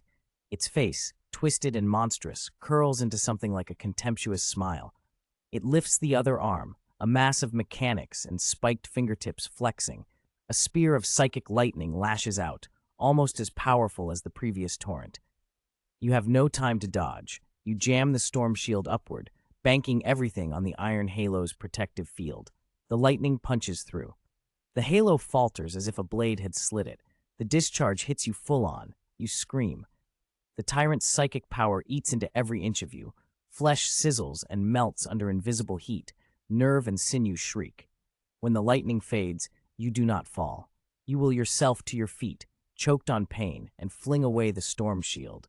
Your vision is gone, your helmet glass dark with damage, but you wrench it off anyway. Green smoke hisses from your mouth. The armor's plates glow a sickly, blood-red heat. Most of the flesh on your face has been torn away. White bone shows beneath the tatters. You clamp your teeth around the sword's hilt. With an iron will that refuses to break, you lift the black sword high toward the tyrant, whose expression is finally, just briefly, no longer mocking. "Come again, heretic," you roar and charge. Off topic. The chapter number in the title is wrong. The editor appears to be on vacation. I'll fix it later. The author doesn't have the authority to change the title. Thank you for your support. The metal fingertips of the tyrant tremble. A torrent of psychic flame surges from his body and wraps around me. Pain should follow, but it doesn't. The flames curl and bite, yet they feel like a tightening mantle rather than a wound. I throw back my head and roar, the breath of that roar tinged with my own psychic fire. I grip the black sword with my molten, darkened metal hand and rush the tyrant. I swing. The pitch-black blade meets resistance. Layers of undulating psychic barriers blocking its path. My armor, this armor of faith, groans as its shell fractures, metal distorting with a sound like a dying choir. Even the power pack at my back thrums on the verge of collapse. Around us, more than 40 of my librarian brothers answer with a single world-shaking battle cry, straining to break the tyrant's psychic suppression. They tear across the ground in their power armor, firing power weapons and slashing with roaring chainswords, charging at the tyrant from every direction. The anti-psychic fields they wear seem to help. The tyrant's hand-struck attacks are blunted. Each time he lashes out, he kills one brother outright, his psychic might snuffing them and, strangely, binding them in death to his will. Still, the Black Templars never falter. A power sword, its edge blooming with blue energy, strikes the tyrant's psychic barrier and sends a trembling ripple through it. For a heartbeat, we believe it has been pierced, then the tyrant's power answers. The librarian who attacked is torn apart, armor, flesh, and bone shredded and scattered until only a cairn of bones remains where he stood. Another brother steps forward. A chain sword shrieks and bites at the rippled shield. Even if each of them can only strike once with their lives, they keep coming, surrounding the towering body of the tyrant. Psychic flames surge within me, countless and relentless. I do not die. The tyrant's flames, instead of consuming me outright, thread themselves into strands of subspace fire that somehow carry me forward. I roar again until my blood-masked voice carries. The black sword in my grip begins to glow faintly with a golden light. With all my remaining strength, I thrust, and the black blade tears through the thick psychic barrier and into the tyrant's flesh. Dark red, viscous blood, streaked with purple, erupts and splashes across my armor. The tyrant's face twists into a howl that is not altogether human. A new psychic impact explodes outward like a storm. Dozens of librarian brothers around him go still. Their bodies are erased and scattered in dancing red mist under that raw psychic force. Blood sprays from my own mouth and nose. The relic skull I had placed above my iron halo fractures with a cruel crack, barely resisting the onslaught. My eyes sting with blood, but I force them open.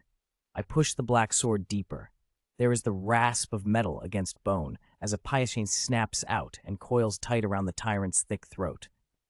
Then a metal arm, sheathed in alien mechanical plating, punches through the tyrant's armor and into my chest. Cold, unyielding fingers lock on my spine and lift. The tyrant leans in close, His blood-red eyes fix on me, one black single eye over his forehead spilling psychic power like an overfull crucible. Human puppet, brainwashed by the false emperor, he spits, his voice a jagged thing. You are not worth what the Empire has burned to create. The filthy human empire is not worth your sacrifice. He rants about will and courage and the cost of order, words poured like acid. I mouth an answer, my voice a thread, and my palm finds the hot melt bomb beneath my power pack. All is a lie of the false emperor, he screams, the psychic pressure rising. You are traitors to mankind. I will be its only savior. I blink the blood from my eyes, and impossibly, a faint smile lifts one corner of my mouth. Behind the tyrant, the last of my librarian brothers and the badly wounded librarian director, Horadrim, form a slow, solemn salute. Black Templar warband honor. They press their anti-psychic helmets with a movement that says farewell. Then, in a single, terrible instant, they remove their null devices. Where their anti-psychic fields fail, their psyches flare uncontrolled. They erupt, not into violence, but into sacrifice, exploding into dancing mists of blood and spirit. With the loss of control over so much psychic energy, a wildly unstable subspace rift tears open in the air above us and begins to suck in everything nearby. This is not the tyrant's doing. This is Plan B, the desperate contingency Horadrim and I agreed on if the anti-psychic devices failed, or if the casualties left us unable to kill the heretic conventionally. Horadrim would use forbidden, ancient rites to open a rift to subspace and exile the tyrant. A cold smile curls my lips. I seize the pious chain biting into the tyrant's throat. I wrench my shattered body, lifted now by that metal arm, and smash forward, driving the two of us into the gaping rift as 3 melt bombs I activated flare at my belt. No, the tyrant roars, and he throws everything he has at the rip. His psychic power shudders the planet. He tries to snuff the rift, to erase it before it can swallow him, but the rupture only greedily increases its pull. There is no resisting. The rift drags us into chaotic, disordered subspace. The melt bombs detonate in a sheet of searing heat that vaporizes flesh and armor alike. As the tyrant's body melts away, his psychic power goes out of control, whipping up a storm of malignant energy that tears the subspace into further chaos. My flesh is gone. Only my spirit remains, sustained by the stubborn, flickering flames of the rift. For a moment, or perhaps an eternity, I hang in that fevered nothing. Then, as consciousness threatens to slide into final dark, a scene sharpens into being. I find myself above an endless battlefield. The sky is braided blue and purple, a color that feels wrong in the marrow. Below, Tzeentch's warped horrors clash with a tide of Khorne's red-mad warriors. Amid the slaughter, a tall figure cuts through the chaos, black armor draped in white wolfskin, servo arms and brutal melee weapons tearing a path through Tzeentch's spawn. A pack of werewolf-like Astartes in tattered power armor surges at his flanks, teeth bared. The warp flame that holds what is left of me gutters. My viewpoint slides, dims, darkness presses at the edges. I feel myself falling into that black, into oblivion. You are dead. The simulation ended after 63 days. When the results screen blinked into being, 3 reservable options appeared, each accompanied by detailed annotations. 1 Black Sword 8, Master Level. This is a power weapon forged in the tradition of the Black Templars' first Grand Marshal, the legendary Black Knight, Sigemund's. It is the 8th of the famed Black Swords, a 2-handed blade reserved for the Emperor's champion. Its jet-black edge can slice through flesh and armor with terrifying ease and significantly amplifies its wielder's strength. Annotation: live by the sword, die by the sword, an old Terran proverb. Note, in the distant future there is only war, the saying attributed to the prophet Sigemund's. 2. The skull of a single man, holy relic, the bleached skull of the heretic psyker Du Fu, still suffused with the bitter unwillingness and resentment he harbored at his death. The holder gains immunity to most psychic powers and can deploy psychic effects preloaded into the skull, telekinesis, pyrokinesis, and other psychic assaults, at will.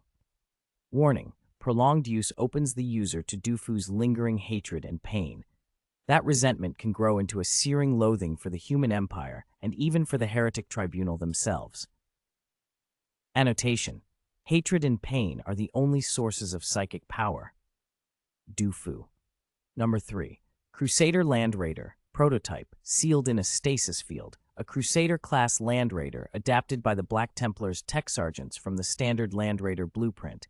It appears to be one of the first prototypes produced during the Gerula's expedition. 12 heavy bolters line the flanks in a fearsome fire array capable of shredding any enemy blocking its advance. Twin assault cannons crown the hull, offering devastating close-range suppression. The prototype was never fielded. After initial testing, it was encased in a stasis field and kept aboard the Black Templars' flagship, the Eternal Crusade. Quip from an anonymous tech sergeant. A metal box? Have you ever seen a metal box with firepower like that will carry a Brother Astartes into battle? Below the options, the simulator displayed administrative text. The session had exceeded 24 hours and did not qualify for an exemption. Cooling time, 630 hours. Current available cooldown pool, 2,745 hours. The simulator asked whether to consume cooling time. The system confirmed it would not. The simulator would enter natural cooldown, which could be waived later. The results screen closed. Luoxia blinked his green, lupine eyes and sat up, then let the HUD's options roll through his mind. Black Sword 8, a glorious, symbolic weapon, the Emperor's champion and the Black Templars' highest honor. He already had heavy close combat weapons in hand. The Necron phase sword he'd captured was in a league of its own, and he still hadn't unlocked the Blood Scythe. He shook his head. He did not need another blade. He turned over the skull's description mentally. Immunity to psychic attack and the ability to wield potent psychic techniques sounded tempting. That explained why the Du Fu construct in the simulation had been so dangerous. Its composite psychic repertoire made it stronger than most alpha-level psychers. But the relic carried a poisonous caveat. Prolonged use handed the holder Du Fu's hatred on a silver platter, twisting their resentment toward the Empire and the Heretic Tribunal. It wasn't chaos corruption in the obvious sense, but it was close enough to be contagious. Luoxia bared his teeth a fraction and pushed the skull aside. He could tolerate the price himself. His companions in the base, some of them fragile in spirit, might not. His eyes lingered on the third option, a prototype Land Raider sealed inside a stasis field. That was the thing that set his pulse racing. He wondered, if he extracted it, would he get only the hull, or would the stasis field come with it? If the field itself came loose, would that count as wasting the reward? Questions raced through him, but they didn't slow his growing excitement. Anything that could be pulled straight out of a simulator for free was worth investigation. Luoxia, Rorschach, as some in the base called him, stood up. The brightly lit main hall of the base was nearly empty except for the steady hum of servo robots on patrol. The little mechanical servants, the ever-present Roditus skulls, even Iron Man David were absent. He listened carefully until he was sure no one was approaching. Then he selected the third option without hesitation. There was a sound like a metal heart tearing free. A deafening crash of steel on deck. A towering vehicle materialized before him, hitting the hangar floor with the weight of a fortress. It was a Land Raider, some 4 meters tall, 6 meters across, and over 10 meters long, set atop a low stasis platform that thrummed with residual energy. For a moment, the field flickered, refracting the hangar lights into dizzying kaleidoscopes. Then, as the platform lost its power source, the stasis matrix warped strangely, pageant-like, and finally winked out. Rorschach threw his arms up and whooped. "Ha! Success! I got it for free!" The anti-gravity engines of the Raider gave a low, contented hum.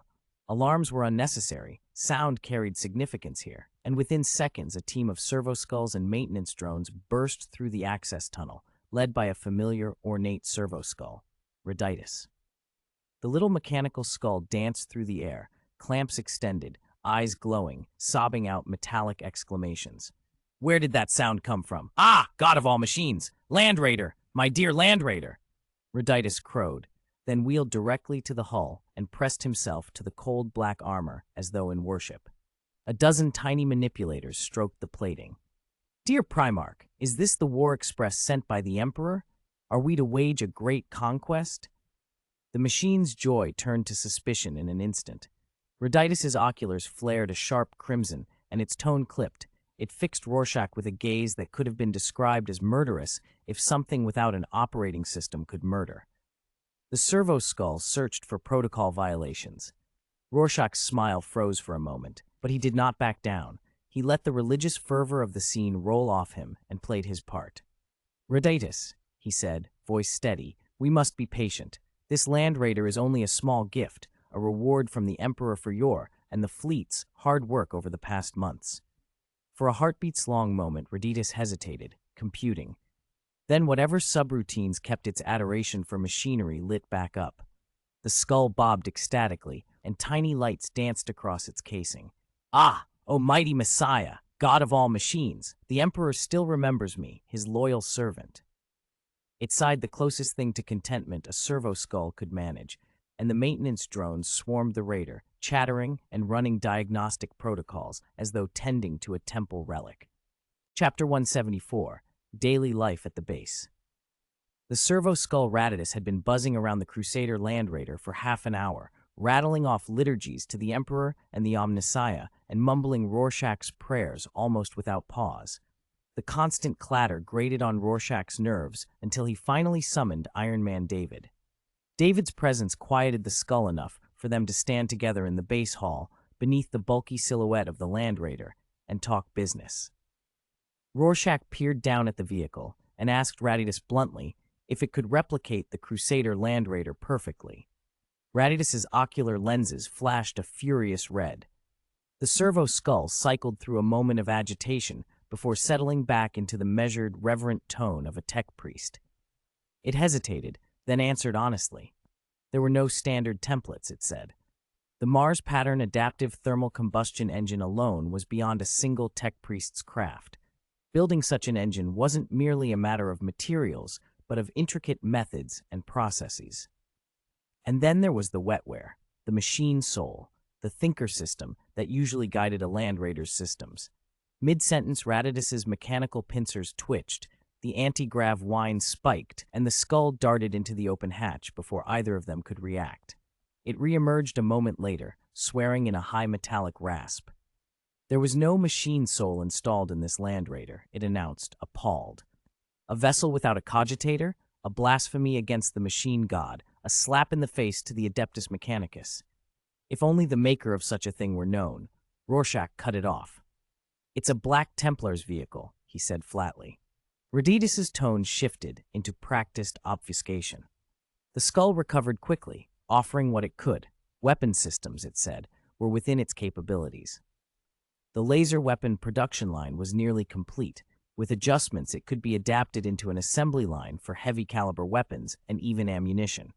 Small-scale composite armor manufacturing was feasible too, but mass-producing Land Raider hulls would require a supercasting workshop and legions of giant servo-robots or servitors, resources beyond their present reach.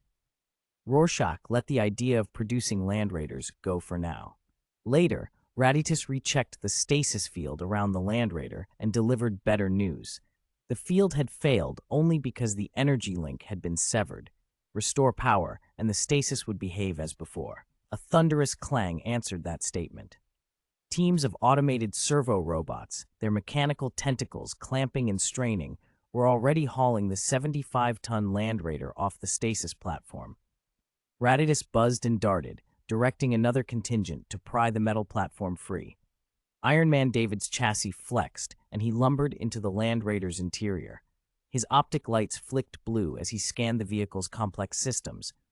Then, after a quick data pull of tank-driving protocols from the net, he started the Mars engine without hesitation.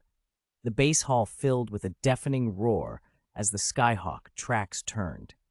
Under Rorschach's silent scrutiny and Bucky's amused glance, Bucky had been idly watching soap operas online and declined Rorschach's offer of combat training. The heavy Imperial vehicle rumbled toward the parking platform that David had been refitting into a vehicle bay. When the Land Raider's shadow receded down the corridor and the engine's roar faded, Rorschach shrugged toward Bucky and went to let off steam. He spent the next hour in the training yard, demolishing dozens of metal dummies until he'd exhausted whatever restless energy had built up. Back in the hall, Raditus was still fussing over the stasis field, praying and adjusting runes as it worked. Rorschach approached and asked about modifying his Terminator armor. Without turning, Raditus told him to write down the changes he wanted. Rorschach walked to the round metal table, grabbed a pen and the nearest sheet, and sketched out the alterations with brisk, decisive strokes. Hours later, the stasis field hummed back to life as power was restored. An automatic servo robot that had been trapped on the platform solidified and reanimated. Rorschach, who had been waiting patiently, snatched up the list and handed it to Ratidus. The servo skull inspected the notes with a fast red glance, complained about the audacity of a Primarch's demands, then, after a beat, resolved to find solutions to the problems Rorschach had laid out. The anti-grav thrumming subsided, the servo robot squads departed, and the hall fell quiet. Rorschach hummed under his breath as he retrieved a supply of Grok steaks from the material stores and set a grill to sear them. Thick, savory smoke soon curled through the base and drew a weary figure up out of the underground passage. Connors staggered out like a hollow man, tall and thin, hair thinning to wisps, eyes rimmed red and glassy. He moved like someone who'd been awake for days, throat working as he swallowed and made his way to the round table. Rorschach glanced up, briefly startled by the specter of his teacher, then shook his head and slid a heavy slab of perfectly cooked groks and a glass of iced animal milk across the table. Connors didn't bother with cutlery. He crushed the warm meat with bare hands and began to bite, savoring each greedy mouthful. "Take your time," Rorschach said softly. "There's plenty." Connors swallowed the last piece in a single gulp and drained the milk in one breath. He let out a long, ragged exhale and looked at Rorschach with a tired, feverish excitement. "Rorschach," he said, voice raw but exhilarated, "the research on compound number 5 is basically complete. No, more precisely, I've finally worked out what's in it and why it grants people abilities." 175. The secret of compound number 5. Rorschach stepped back into Connor's lab, the decontamination air shower still humming as he peeled off his suit. Behind him, Connors followed, also in a dust-proof suit, his face rimmed with bloodshot eyes. They moved through the clinical clutter of instruments, glass jars, and test tubes until Connors stopped at a workbench and gestured to a neat row of vials. "This," he said, pointing, "is the original solution of compound No. 5. This is the purified preparation after tens of thousands of centrifugal separations. And this is the mysterious, unknown fraction we managed to isolate." Rorschach's wolf-blue eyes widened and focused on the vials as Connors picked up one filled with a pale, almost ethereal blue liquid. "After countless experiments and analyses," Connors went on, voice tense, "compound number 5 actually consists of two distinct parts. One is derived from the Super Soldier Project. The so-called pure preparation is essentially a reconstruction of the Super Soldier serum, about 99.9% purity in our tests. But those are reconstructions made later. The only person who ever produced the truly original formula was Dr. Erskine. If the Super Soldier serum provides baseline strength and physical resilience, then this other fraction is something else entirely. It carries the basic activity of living cells, can survive long periods in a dormant state, and supplies enormous amounts of energy that can trigger a variety of superhuman abilities. It's staggering." He stopped and shook his head. His next words came out harsh. "But every time I injected that unknown fraction into a test mouse, the result was the same. The subject didn't mutate, it ruptured, literally blew apart into flesh and blood. Compared to the original solution's success rate, about 1 in 10,000, the mortality from this unknown fraction is absolute. It's lethal, every time." Rorschach listened without expression. When Connors hesitated, Rorschach stepped forward, plucked up a darker blue vial, and, in the brief distraction, opened his personal simulator. The screen filled with a single entry. "Unknown strange item. Alien hybrid genome. Note, appears to be a genome mixed with multiple extraterrestrial sequences containing ancient genetic codes from another species. Note, the erosion and replacement of human gene sequences by these codes can produce spontaneous generation of unique abilities. Note, harmful elements detected, genetic agents. Current holdings insufficient, resource extraction ongoing. Further investigation required." Rorschach's lips pulled back over his teeth for a second, an almost predatory flicker. How did the simulator determine something was harmful? Was its judgment based on things that didn't exist in the Warhammer universe, or on background data Rorschach couldn't see? And, most unsettling of all, That unknown fraction might be alien in origin. Connor's hand came down on Rorschach's broad shoulder and brought him out of his reverie. "Just discard the rest of that unknown fraction," Rorschach said softly.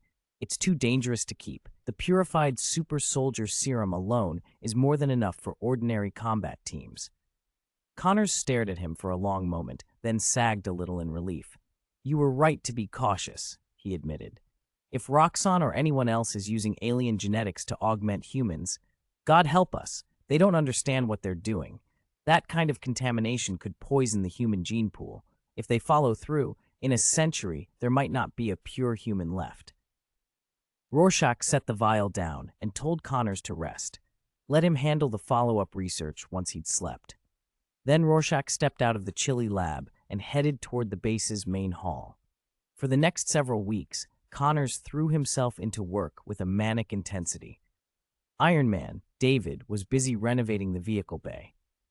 Servo Skull Raditus took apart the Terminator armor and began overhauling it according to Rorschach's suggestions. There were problems to fix: metal joints that needed proper run-in, the environmental support system's constant temperature unit that required careful recalibration, and the addition of a few servo-mechanical arms mounted to the armor's back to control the bolt gun and other long-range weaponry, freeing Rorschach's hands for the kind of close-quarters fighting he preferred.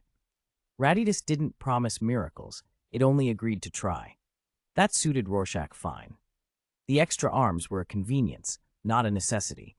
Under the pressure of deadlines and Rorschach's exacting instructions, Raditus grew increasingly irritable.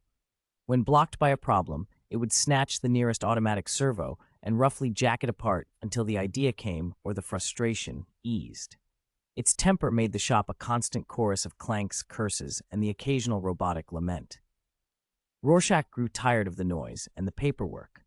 One day, unable to study, he went in search of distraction and found Bucky on the couch, eyes glued to some old serial drama.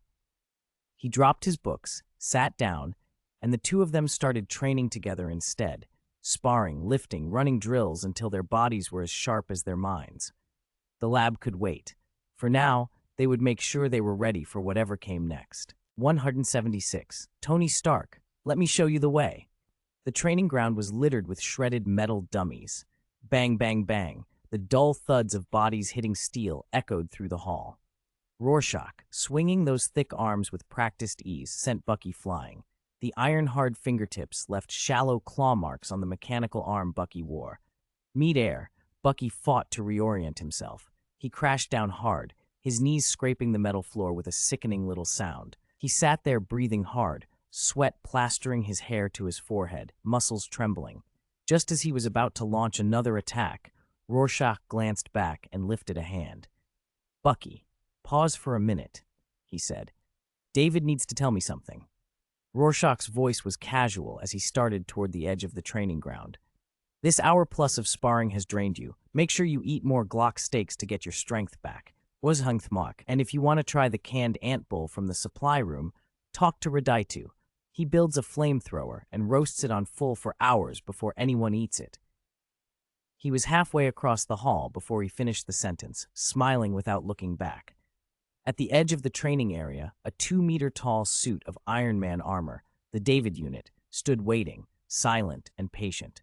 Bucky let out a long breath and slumped heavily onto the cold metal. He curled his shoulders inward, propping his aching human arm on his knees as if it might never want to move again. Beads of sweat the size of peas rolled off his forehead and dotted the pitted floor. Why did everything feel so off since he'd woken up? He thought. Do people really have to use a flamethrower to eat canned food now? Has biotechnology come this far?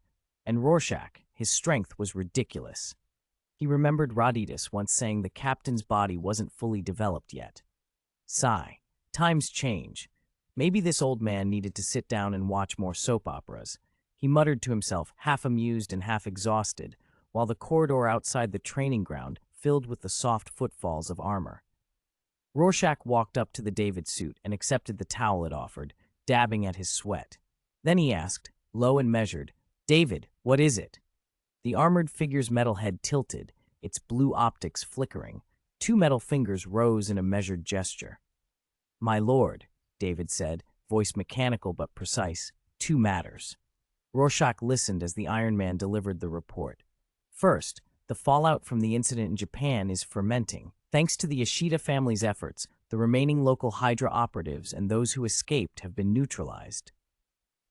The destruction of Madame Viper's faction, however, has put Hydra's cells in Europe and America on high alert. David's optics dimmed and brightened again. At least on the European front, Hydra forces facing S-Shield would rather endure heavy losses than be forced to evacuate and scale back operations. Madame Viper's death has shaken their senior ranks like never before. He paused, and then added, Second, in the Americas, Hydra's sleeper agents embedded as S-Shield personnel have started an investigation using official channels into the supposed owner of Terra's armor, Tony Stark. Rorschach's face tightened. David continued. Also, there's an unrelated development involving a Slavic scientist, Ivan Vanko. He used Iron Man-like technology to attack a formula race in Morocco. Stark was not killed, and Vanko was seriously injured and taken into custody. Official reports later announced his death in a prison fire, but intelligence indicates he is alive and receiving VIP treatment, courtesy of Justin Hammer, at a Hammer Industries facility in California. David's voice carried a note of concern. This rehabilitation is an opportunity for certain parties to gain advantage. Capitalists will not ignore that. Moreover, Vanko appears to have mastered aspects of Iron Man technology. Rorschach's smile faded, his cyan, wolf-like eyes narrowed into slits. He let out a derisive snort. Hydra? Cowards, all of them. Bullies who pick on the weak and tremble in front of the strong. I thought they might tear each other apart in Europe. David's head tilted once more, the suit's tone patient. My lord, lower and mid-level Hydra operatives are fanatical and brainwashed, yes, but that does not mean their high command are fools. My containment strategy will not look clever to them for long. Rorschach frowned, thinking, Has Tony Stark returned? He has, my lord. His presence may be tied to Stark Industries' plummeting stock after the attack. I accessed internal documents. CEO Pepper Potts intends to use the long-planned Stark Expo to shore up the company's value. Rorschach licked his lips faintly, the corner of his mouth twitching into a calculating smile. Keep tabs on Ivan Vanko and Stark. Notify me the moment the Stark Expo's opening is scheduled, and check the Valkyrie transporter. Be ready to launch at any time. David's metal head cocked as if pondering. My lord, do you intend to capture Vanko as an assistant to Raditus, or are you trying to make friends with Tony Stark? Rorschach's eyes flashed. He bared his teeth in a grin that was almost feral. Friends? No. I plan to steal their energy technology and see if Raditus can put it to good use. He paused, then added more quietly, and I'll help the billionaire, Iron Man Tony Stark, find a new purpose. Bucky isn't the only one with a score to settle against Hydra. The grin widened into something that looked closer to a snarl. Rorschach's fangs showed as he watched the David unit, then looked away toward the horizon, where plans were already taking shape. Starting point test. The next chapter will be updated at 16 on August 9th. 177. Raditus Terminator Power Armor, version 0. 177. Raditus Terminator Power Armor, version 0. The base hall was brightly lit. A metal round table sagged under piles of books and scattered papers. In front of Rorschach lay a small heap of shimmering phantom dust, sparkling with impossible colors. He worked with deliberate care, folding a scrap of paper to scoop a pinch of the dust and pouring it into a reinforced glass vial no larger than a knuckle. When nothing remained in the paper, he sealed the vial with a stout cork, then took a slender silver chain and wrapped it several times around the vial's neck until the winding locks formed a firm seal. When he finished, he picked up the little pendant and slipped it over his head. As his mind ran through precise commands, some of the inhuman features along his body, subtle ridges and alien coloration, faded and reappeared. He picked up a hand mirror and examined himself from several angles, expression unreadable. Then he smiled faintly, removed the necklace, and repeated the process until every vial on the table was filled, corked, and secured. He slapped his hands together when the last was done. Besides their use for disguise, these are perfect for intelligence operatives, he murmured, watching a dozen knuckle-sized reinforced vials gleam at him.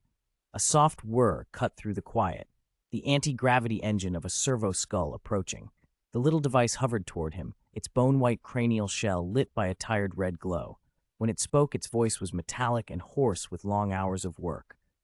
Dear Primarch, the version 0 update on the Raditus Terminator is complete. Do you wish to inspect it? Rorschach, Luoxia, dropped the objects he held and looked up. A surprised smile spread across his face. Raditus, that fast? I thought it would take at least half a month. A week. I didn't expect a week. Raditus drifted silently, pivoting to lead him toward a covered object in the back of the hall. Servo repair bots scuttled forward and hauled away the black tarpaulin. Beneath it stood a 3-meter-tall hulking suit of tactical Terminator armor, yet different at first glance from any previous model. If the old version 0 only altered the helmet and left some Saturn-shaped elements, the iconic broad pauldrons, for example, this is closer to a cavalry-type Terminator, Raditus explained, circulating slowly around the armor. The skull's voice was unusually flat, taking on the tone of a tech adept reciting a diagnosis. The primary skeleton was not altered. An overhaul of the inner frame would have been prohibitively complex. Instead, I reworked the arrangement of electromuscle bundles and servos to match later cavalry Terminator designs. I also participated in the long casting of a cavalry set, which informed my adjustments. The outer shells, most of them, have been replaced with our own plastic steel and ceramic composites to reduce joint wear. Close combat defense is comparable to the original Terminator armor. The shield generator remains intact. Long-range protection capabilities are not compromised. Before he could finish, the servo skull hesitated, red lights twitching in its sockets. 2 mechanical pincers fluttered. 3 unpainted servo arms snapped from the backpack and extended. Mounted on their tips were 3 compact bolt rifles, all aimed and perfectly aligned. Rorschach's eyes widened. That is a miniature fire array, Raditus finished with a burst of enthusiasm that bordered on manic. It dramatically increases the long-range fire output for version 0. I restrained myself from adding more. Too many would compromise the armor's dynamic balance and its aesthetics. I might even remove the Land Raider's twin assault guns eventually. Bigger is better. Turrets are truth. The skull's optic lights flared in feverish glee. One more improvement. You'll no longer need the rubber neural clamp clothing. I've fully integrated the neural coupling into the armor's interior. The helmet contains neural detection interfaces. You only need to think commands for the fire array to respond to specific neural patterns. Raditus's tone shifted from pride to a sober practicality. However, these modifications have costs. I removed the environmental support systems, retaining only basic temperature regulation. This armor can no longer operate in extreme environments, no deep sea or vacuum missions. Also, with some metal elements replaced and the reinforced armament, the suit is heavier. Mobility is reduced versus the original. Rorschach folded his arms, watching the robot arms sweep through a final diagnostic. He smiled. Thank you for your work, Raditus. Improved melee protection and extra long-range firepower were unexpected. As for reduced mobility, Terminator armor was always a heavy platform. If anything, it's back to being what it's supposed to be. Our enemies can't handle a lump of metal like this. He had hardly finished when the passage at the edge of the hall opened and Iron Man David strode in, sleek armor, HUD scanning the room. The suit's synthetic voice pinged in Rorschach's ear. My lord, the Stark Expo you requested surveillance on is now open. Ivan Vanke is completing final preparations. Tonight looks like the night of his retaliation. My calculations indicate that if you take the Valkyrie now, you'll arrive earlier. Rorschach's blue-gray eyes narrowed, taking in the armored machine, the fitted weapons, the integrated neural array, the promise of anonymity in the phantom dust vials still glinting on the table. He inhaled, then looked back at the hovering servo skull. Raditus, prepare the suit, he said, voice steady. Let's make an entrance at the country's most prosperous profession, robbery, he added with a small, predatory grin. Steel Expo, savior, disaster, boom. The impact hammer of a heavy stamping press thundered down. A metal mold clamped beneath the platform, and a hot casting took shape in its hollow. A rough, work-creased hand reached without hesitation toward the still-glowing metal. Ivan Vanko, his face swollen with flesh, a long-chewed toothpick clamped in his mouth, squinted at the palm-sized castings in his hand. Behind him, a 2.5-meter suit of armor stood in pieces, nearly ready for assembly. The arc reactor already seated in its chest pulsed, spitting out bursts of dazzling energy as gears hummed and rotated inside. When his inspection was finished, Vanko walked to the armor, carrying a stack of castings. The final piece slid into place. The two whip-like energy conduits along the suit's sides began to flow with high-temperature plasma. "Tony Stark," he muttered, his face lit by the reactor's glow. A feral smile crept across his mouth. He glanced down at the tablet strapped to his thick forearm. Justin Hammer's smiling face filled the center of the screen, Hammer on stage under bright lights, extolling his sea, land, and air steel soldiers to the applause of the crowd. "Oh, pretty boy," Vanko hissed. He flicked a thick finger across a set of complex controls under the tablet. Dee dee. On the other side of the city, Hammer Industries' sea, land, and air soldiers obeyed their last command. The army of machines froze mid-salute. Then, as if possessed, every weapon they carried deployed and turned on the crowd. Surveillance feeds switched from polite applause to screams, terrified faces, collapsing buildings, and the sickening spray of blood and flying flesh. The images rolled across Vanko's screen like a montage of retribution. A satisfied grin curled Vanko's lips. "These lives will be counted on your head, Stark." He snapped the tablet shut, then turned to the empty lab and called out low. The arc reactor buzzed. Countless metal parts clicked and rubbed as they moved into place. A mechanical parrot, half the height of a man and pieced together from 100 scrap parts, zipped through the air and crashed to the floor in front of him. Its metal beak dripped with a smear of fresh blood. Vanko's bloodshot eyes took it in without surprise. He slapped the bird's metal head and grinned. "Good boy. Let's go find that man and take back what's ours." Boom, boom, boom. Over the main pavilion of the expo, Hammer's machines began to fire indiscriminately. Explosions blossomed like dark flowers, buildings collapsed, people were torn apart. Panic set the fairground in motion as the theater of war filled with the mechanical music of destruction. In a shadowed corner of the venue, Pepper Potts, wearing a black evening gown, lifted her skirt with practiced poise and brought her white, veined instep down hard into Justin Hammer's crotch. Ah! Hammer went pale, hand clamped desperately to his stomach as he crumpled to his knees. Pepper's eyes flashed with anger and hurt.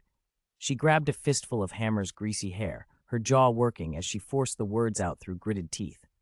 "Damn you, Hammer! What kind of monstrosity did you unleash? You ruined the Stark Expo. Tony's work. My work. You've ruined everything. So many innocent people are dead because of you. Hammer Industries will go bankrupt, and you'll be in prison for what you've done." No, it wasn't me. I don't know anything. Someone lied to me. It has to be that man," Justin stammered, his voice thin and frightened. Who? Who told you? Tell me now." Pepper yanked harder on his hair, desperate to make him say a name. Then a thunderous clatter cut through the interrogation. An out-of-control iron soldier thudded down not far from them. Its head-mounted scanner swung and locked onto Pepper and Hammer. "Ah, bad luck! Bad luck!" Hammer wailed. Pepper's cobalt eyes went wide. She let go of Hammer's hair and darted toward the support column of a nearby structure. She stumbled as she ran. In her focus on the machine's every movement, she forgot about the hem of her gown and the uneven ground. In one instant, she tripped and fell to the pavement. She barely had time to shove herself up when the iron soldier's shoulder-mounted gun pivoted to aim directly at her. "Tony, where are you? Help!" she cried, fumbling for her smartwatch. Her voice shook. Boom, boom. At the last second, with a sound like a falling mountain and a roaring gust, the iron soldier in front of Pepper was shredded into fragments. Metal and flame sprayed across the plaza as countless parts collapsed in a small, violent storm. "Tony, Pepper's voice dissolved into a sob of half laughter, half relief. She turned toward the source of the destruction, tears already forming in the corners of her eyes. The smile she had been about to let loose froze on her face. 100 meters away, a hulking machine rose from the rubble like a black mountain. 3 meters tall and wrapped in matte black plating, it retracted giant servo arms into its frame. 3 massive caliber weapons folded back like the jaws of some living thing, and faint heat shimmered from their barrels. It was not an Iron Man suit, not any Mark armor she knew, but something heavily modified, brutal, and utterly alien. Iron, Iron Overlord? Pepper whispered, mind racing to place what she saw. A man behind the giant suit, his face hidden under a diamond-shaped metal helmet, had been watching her. He heard her mutter, and through the visor's eyepiece, regarded the fallen blonde woman with a steady stare. His voice, low and strange in the chaos of explosions and flame, carried across the ruined pavilion. "This isn't your plaything, Miss Potts," he said. "I prefer to call it the Terminator Power Armor." 179. Steel Expo. Death from Pride. The words landed like a verdict. Rorschach, strapped into the Terminator Power Armor, thumbed the comm inside his helmet. "David, has the Iron Soldier override gone through? Civilian casualties in the center are climbing. Switch the Iron Soldiers to my control. Target them to me." The suit's AI, David, replied in his measured, synthetic tone. "My lord, it has just completed. Are you sure you want to redirect them onto your Terminator armor?" Rorschach's diamond-shaped visor split into a dark laugh. "Haha, new toys make good stress tests for Terminator V0. By the way, where's Ivan Vanko?" "He's inbound to the expo. Expect touchdown in 3 minutes. If you want him alive, you'll have to wait. Your other target, Tony Stark, is currently tangled in the air with a fighter model mecha. Do you want me to remove Vanko's control override for him? Judge for yourself, David. The goods have arrived."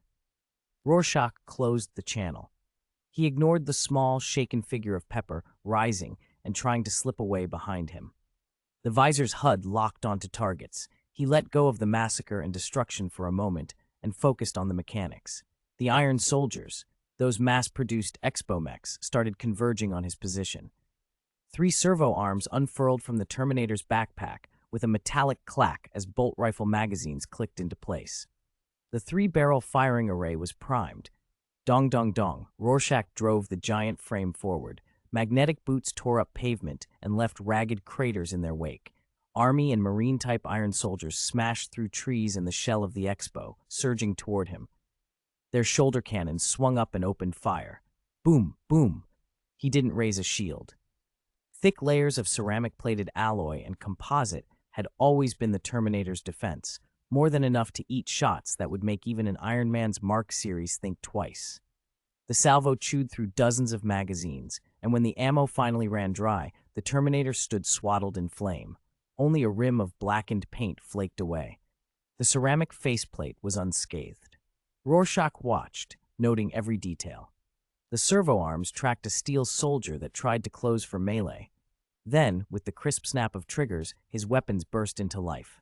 The 3 bolt rifles spat concentrated rounds. Each impact found a joint, a servo housing, a coolant flank. Iron Soldiers detonated into showers of hot metal and fire, spectacular as any expo fireworks. Rorschach recorded it all. Fire coverage and reaction time improved several-fold. Hit rate also up, he muttered as he slowed the charge to study the results. Reload commands flicked through as the servo arms swapped magazines. His 2 metal hands clenched. He pivoted toward Marine-type Iron Soldiers falling out of the sky and the dive-bombing air units that were wheeling back for another pass. Dong dong. His charge had lost speed, but the Terminator's fists were freight train brutal. They swept through mecha frames, tearing them open, shearing servos and armor plating, sending tangled parts spraying out. Where there was no time to dodge, the Iron Soldiers split like tin cans. Magnetic boots came down and crushed gleaming helmets into scrap. "Thanks to the ceramic composite skin, my unarmed strike power has increased substantially," Rorschach said into his log. "Trade-off, charging velocity is reduced. I suspect severe disadvantages versus speed-based opponents." He battered another naval-type Iron Soldier into slag. The servo-controlled array swiveled, looking skyward to pick off the remaining air units. Whoosh, whoosh. Above the noise, a golden-red shape slashed through the night and hit ground with the force of a freight drop. Gravel and dust sprayed as the armor settled upright. 20 air-type Iron Soldiers vaporized around him in a cascade of detonations, falling like a shower of burning petals. Pepper, safe behind the landing suit, shouted up, "Hey, man, thanks for saving Pepper.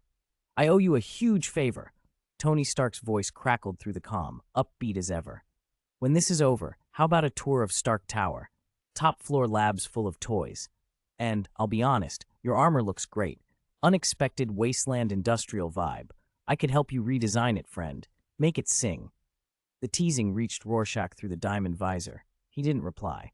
He watched Tony through the HUD, then lifted a foot and ground a half-melted air soldier that was still twitching. The Terminator's voice rumbled, low and deadpan. "Tony, if my tech officer heard your evaluation, he would pry your mouth open with mechanical pliers." "Ha, stranger, I was only kidding." Stark's chuckle died as a cold sense of wrongness pricked at him. He flexed the palm repulsor in his gauntlet. It began to spool. Buzz. Buzz. Something slammed down from the sky, heavy enough to gouge a crater. A figure nearly 2.5 meters tall hit the ground hard, raising a geyser of gravel and dust. "Another one?"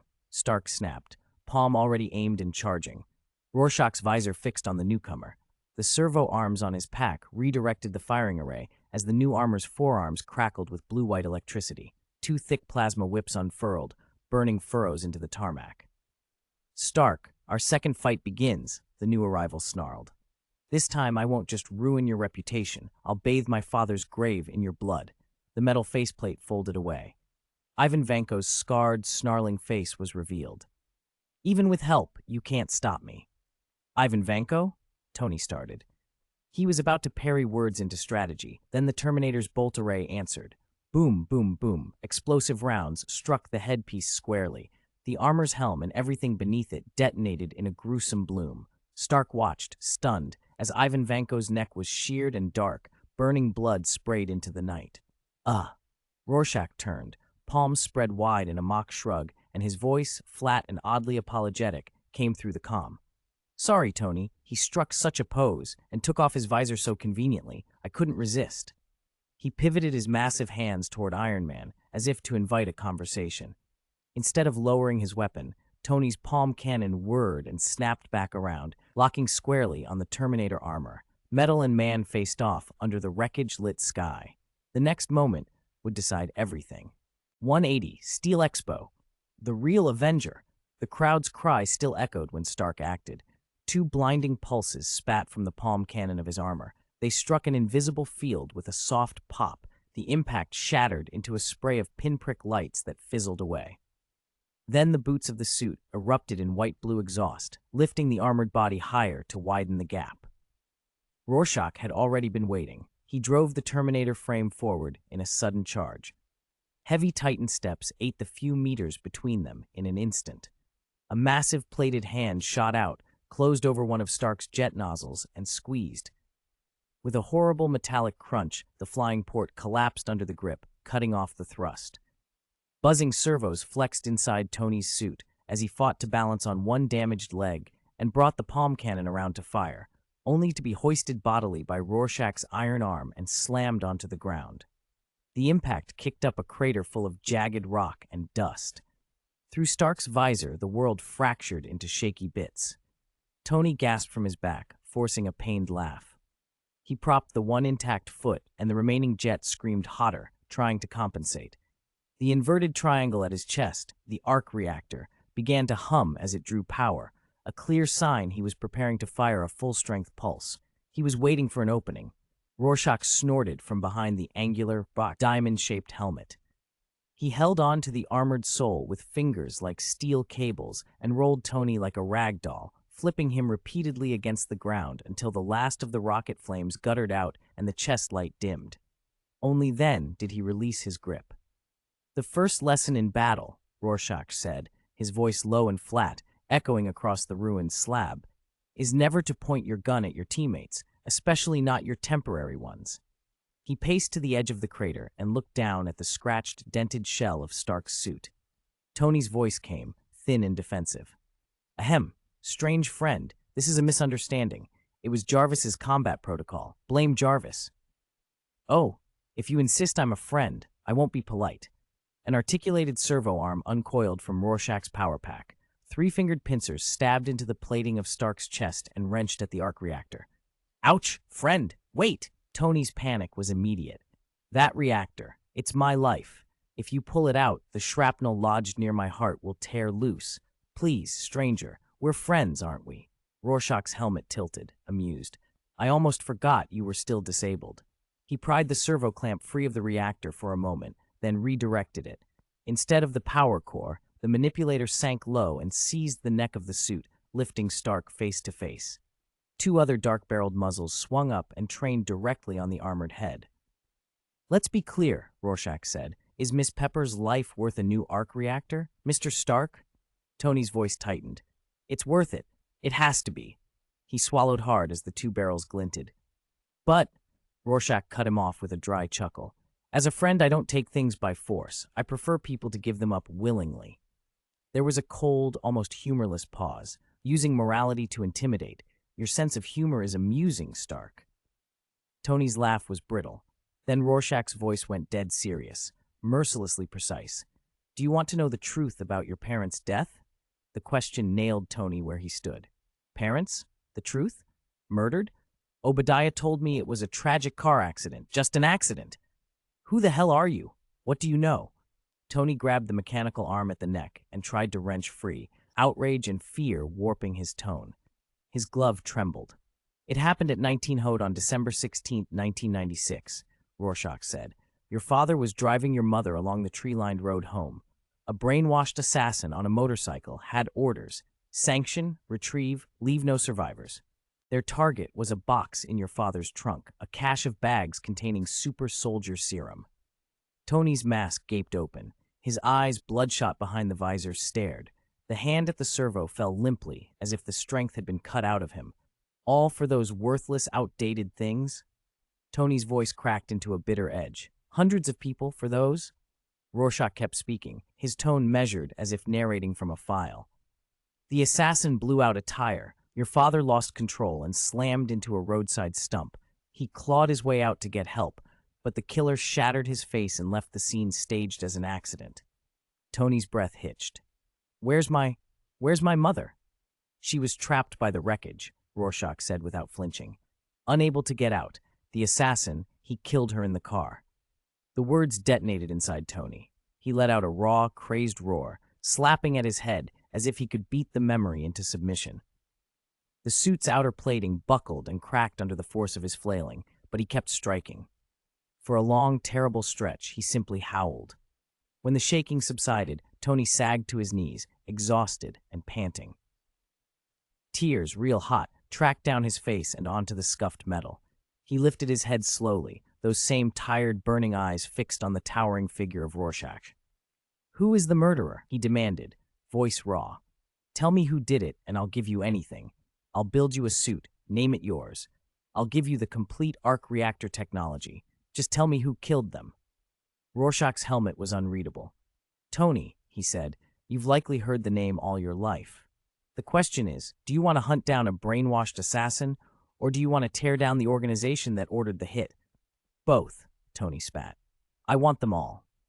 Rorschach made a small, half mirthless sound. "The only certainty I can give you now is that the organization behind it is Hydra, a legacy that was never truly destroyed. To the outside world, they go by another name now." "SHIELD," Tony whispered. "Yes," Rorschach confirmed. "And the strategic science core your father built, what he poured his life into, it has been completely infiltrated. Replaced. 181. War machines and mechanical parrots. Dong, dong, dong." Shortly after his brief exchange with Stark, Rorschach drove the Terminator armor forward. In one massive gloved hand, he held the headless body of Ivan Vanko, its black armor still clinging to the corpse. Rorschach hadn't wanted to kill him. Alive was preferable. Captured and handed over to Raditus to be turned into a servitor would do more good than throwing the body away. Still, the way Vanko had held himself had been impressive. The fire array on Vanko's servo arm was linked to Rorschach's neural interface. He hadn't even meant to fire, and the bolt rifle had discharged on its own. "The fire control sensitivity is too high. Raditus will need to dial it down a notch," Rorschach muttered through the diamond-shaped helmet. His mind drifted back to Stark. The arc reactor wasn't the only thing he'd come for. More important, he needed to forge new enemies for Hydra, to use a tragic past as bait, stoke Stark's hatred of Hydra, and have Tony deliver the arc reactor and his vengeance himself. It was far more efficient than snatching the device and running. "Dear Tony," he thought, "do you need someone powerful to help you take revenge on Hydra? I'm basically available, as long as you occasionally share your scientific findings. I can help blow up their secret base anytime. Rorschach's thoughts moved on to Bucky. Poor Bucky would pay a heavy price. Maybe the simulator could produce a more effective healing serum or place the dying Bucky in stasis until better medical methods were available. But would that be moral? Too cold, perhaps. He pushed the massive armor down the corridor, thinking, until he reached the hidden parking bay where a Valkyrie transport sat. Unexpectedly, he found himself standing in the open bay with a comatose man slumped nearby. "James Rhodes?" Rorschach said, glancing at the face. He quickened his pace and strode into the cabin. Inside, Iron Man David, squatting on the metal floor and absently fiddling with a mechanical parrot, rose slowly. He shook the parrot's metal head once, then looked up at Rorschach as the headless body was casually tossed aside. "My lord, was capturing him alive one of your objectives?" David asked. He was equal parts amused and earnest. "David, it wasn't planned." Rorschach set his helmet freehand and pointed. "Explain this parrot and this suit." He indicated the small mechanical bird hopping and flapping on the floor, then turned his finger toward the war machine sitting like a trophy in the cabin. "The parrot's a pet built by that headless man," David replied respectfully. "The suit's a trophy, evidence you saved him. Even if Ratidus doesn't use it, you can display it in the hall of your base. With so many power armors currently out of commission, it'll brighten the place up with some local flair." Rorschach bared a smile that showed metal teeth and raised his massive palm toward David. His metal thumb tapped the man's chin twice in a bird-like salute. "David, you truly are the butler who knows me best. Operation successful, we can leave." "As you command, my lord," David said. On the parking platform of the underground base, the automatic servo robots sprang into motion, hauling away the trophies gathered from the cabin. The servo skull Ratidus flitted around Iron Man David and Rorschach, intoning endless hymns of praise for the great Primarch and the spoils uncovered.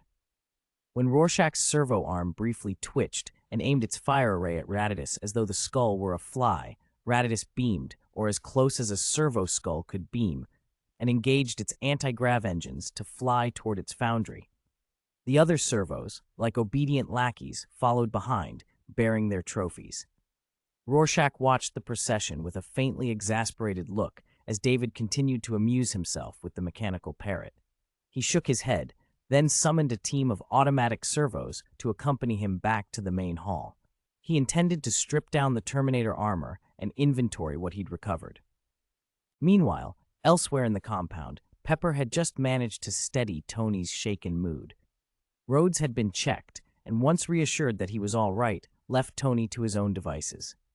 Pale and still marked by fresh battle damage, Stark pulled on a battered suit of armor and limped toward his lab.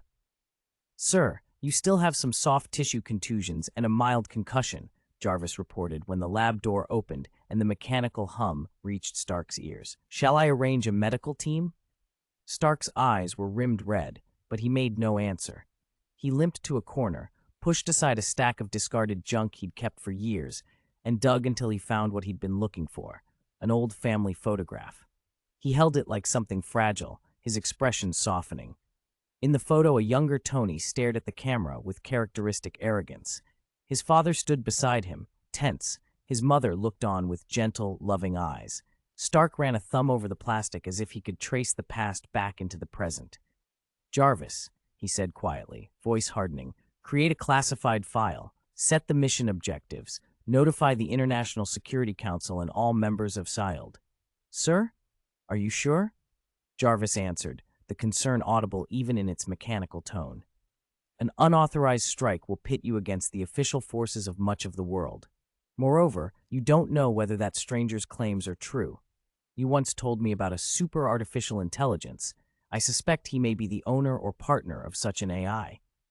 Jarvis hesitated, but followed the order, opening the secret file without further protest. "Of course I'll investigate," Stark said.